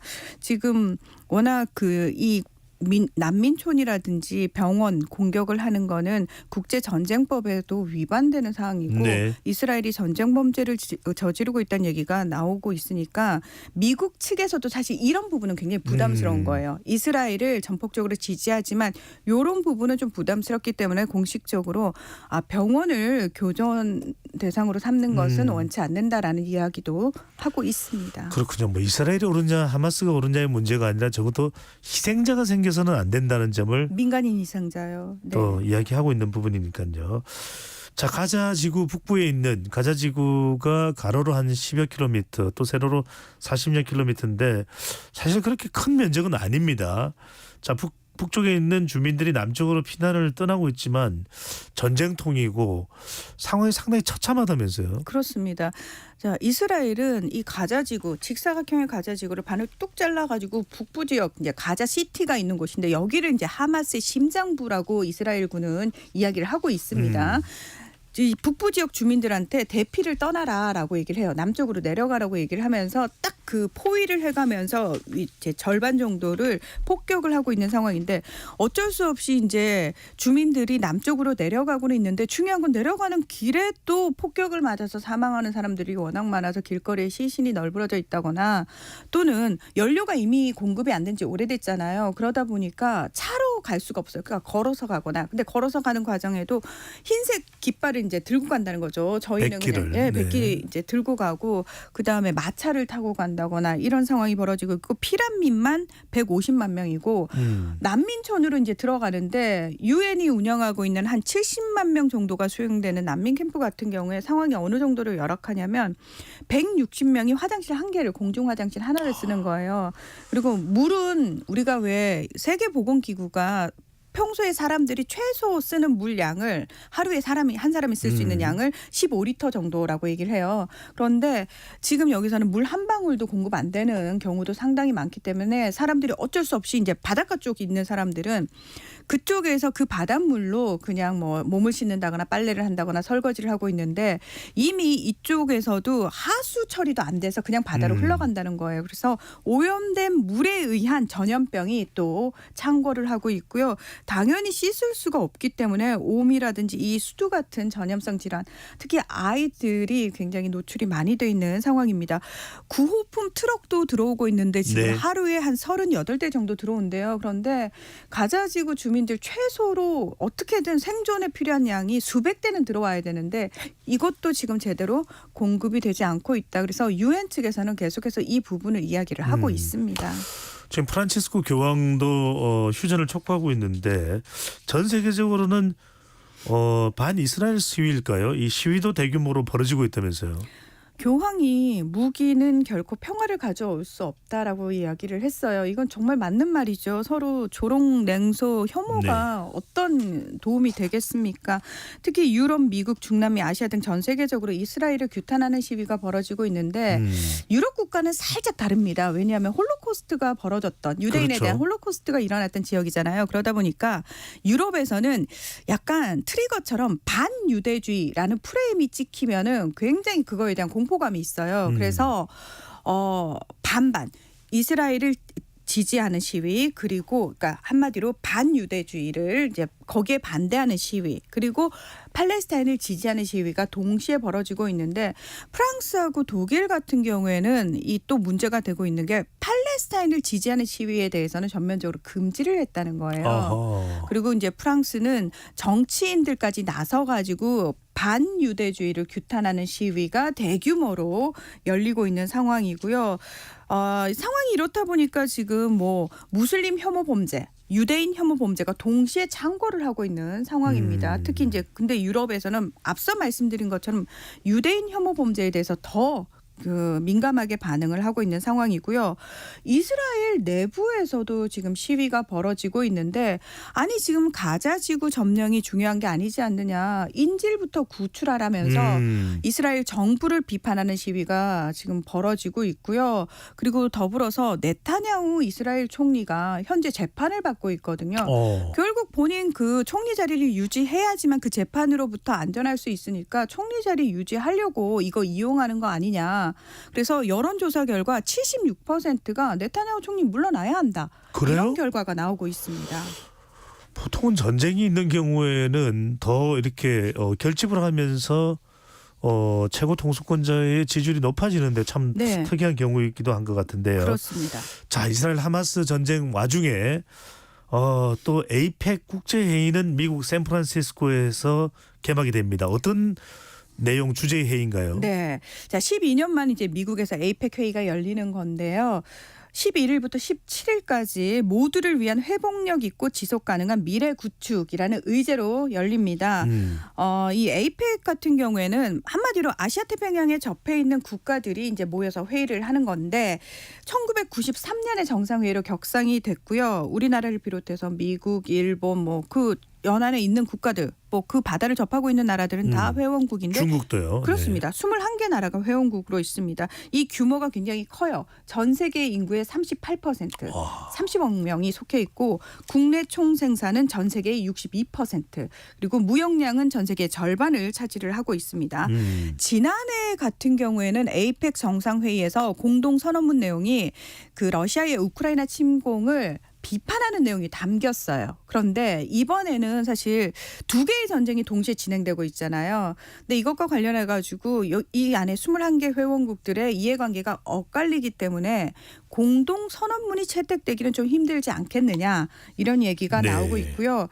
에이펙 회의의 하이라이트라고 하면은 미중이 아닐까요? 미중 맞습니다. 예. 네. 그 지금 현재 무역 분쟁 중인 미국과 중국이 15일 날 드디어 대면 정상회담을 하는 건데요. 지금 나온 내용을 보면 좀 네. 덜 예상보다는 덜 어르렁거릴 것이다. 네. 이런 예측도 나오네요. 자, 예상보다 덜 으르렁거릴 것이다. 이게 언론에 나왔잖아요. 네. 그리고 이게 사실은 처음 이걸 조율할 당시만 해도 약간 중국은 우린 안 해도 그만 이 입장이었어요. 근데 미국은 계속 고위급 대화를 제의를 하면서 사람들을 보내고 계속 우리 대화하자라는 조금 더 적극적인 입장이었잖아요. 네. 한마디로 말하면 미국은 이미 두 개의 전쟁을 치르고 있기 때문에 하나의 위기 상황은 또 봉합하고 싶어 해요. 그래서 중국과 으르렁대고 싶지 않은 거고요. 그런 면에서 제가 봤을 때는 언론에 이미 뭔가 중국 관영 매체도 좀 비난보다는 기대감이 이제 가득한 그런 보도 논조로 바뀌었더라고요. 이건 뭐다? 미국이 아마도 중국이 원하는 바를 물밑에서 많이 내어주는 방향으로 이미 합의가 되었을 것이다. 예, 이걸 충분히 짐작해 볼 수 있을 것 같고요. 네. 어쨌든 내년 1월에 대만 총통 선거 있습니다. 그리고 내년 11월에 미국 대선이 있죠. 바이든 입장에서는 외교적 성과가 그 어느 때보다 중요한 때입니다. 그래서 중국에 조금 더 양보를 하더라도 이 정상회담이 굉장히 국제사회의 스포트라이트를 제대로 받을 정도로 성과를 내고 싶어 할 것이다. 예, 네. 충분히 예상 가능하죠. 하여튼 미중 관계 개선이 또 우리 경제에도 하여튼 좋은 소식이 들리는데 기폭제가 되면 좋겠습니다. 자, 우리 사회도 지금 마약이 문제인데 네. 마약 관련 외신을 또 가져오셨네요. 베트남에서 마약 유통에 관여한 한국인 2명에게 사형 선고가 내려졌다고요? 그렇습니다. 이 베트남 법원이요. 총 216kg 상당의 마약류를 유통한 혐의로 우리나라 사람 2명을 포함해서 18명에게 모두 사형을 선고했습니다. 이 보도가 처음에는 이 사형을 선고받은 한국인 중에 전직 경찰이 있다 이런 얘기가 나왔지만 한국 경찰청은 그 사람은 경찰이 아니다라고 이야기를 하고 있고요. 이 사람 2019년부터 베트남에 정착해서 한국으로 화강암을 수출하는 업체를 운영해 왔다고 합니다. 사실 이 동남아 워낙 여행 많이 가시니까 이런 것과 관련해 가지고 이제 많은 분들이 좀 관심이 없으셨는데요. 굉장히 주의해야 되는 게 뭐냐면은 베트남은 사회주의 국가예요. 네. 그래서 마약 범죄 같은 경우에는 중국도 마찬가지입니다만 굉장히 극한 처벌을 하는 나라입니다. 아하. 예를 들면 헤로인 600g 이상 또는 2.5kg이 넘는 필로폰을 소지하거나 밀반입 하다가 적발되면은 내국인 외국인 상관없이 사형입니다. 지난해 베트남에서 마약 범죄로 사형에 선고된 사람 100명이 넘고요. 자, 올해 상반기 기준으로 베트남에 수감돼 있는 한국인 마약 사범은 16명에 달합니다. 상당히 베트남이 엄벌을 하네요. 우리보다도 더 엄중한 처벌을 한다 이렇게 얼핏 보이기도 하는데 네. 그렇게 하는 이유가 이 마약이 또 심각하다면서요? 그렇습니다. 최근 들어서 이 베트남 내에도 마약이 상당히 광범위하게 퍼지고 있고 특히 청년층의 마약 중독이 좀 심각한 상황이어서 베트남 정부 차원에서 유흥업소를 대상으로 뭐 대대적인 단속을 벌인다거나 또 본보기식으로 더 강한 처벌을 내리고 있기도 하고요. 그리고 무엇보다 골든 트라이앵글이라고 해서 전 세계 마약의 25%가 생산되는 곳이 가까이에 있어요. 네. 태국, 미얀마, 라오스 국경지대. 그렇기 때문에 베트남이 더 민감할 수밖에 없습니다. 알겠습니다. 마약은 조금이라도 가까워져서는 절대로 안 됩니다. 지금까지 문희정 국제시사평론가와 함께했습니다. 말씀 잘 들었습니다. 네, 고맙습니다. 자, 배종찬의 시사본부 오늘 준비한 소식은 여기까지입니다. 저는 내일 낮 12시 20분에 다시 찾아오겠습니다. 감기 조심하시고 행복한 오후 되십시오.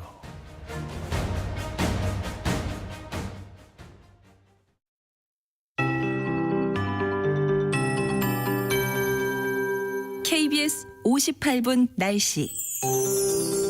한낮이지만 춥습니다. 사흘째 때이른 초겨울 추위가 이어지고 있는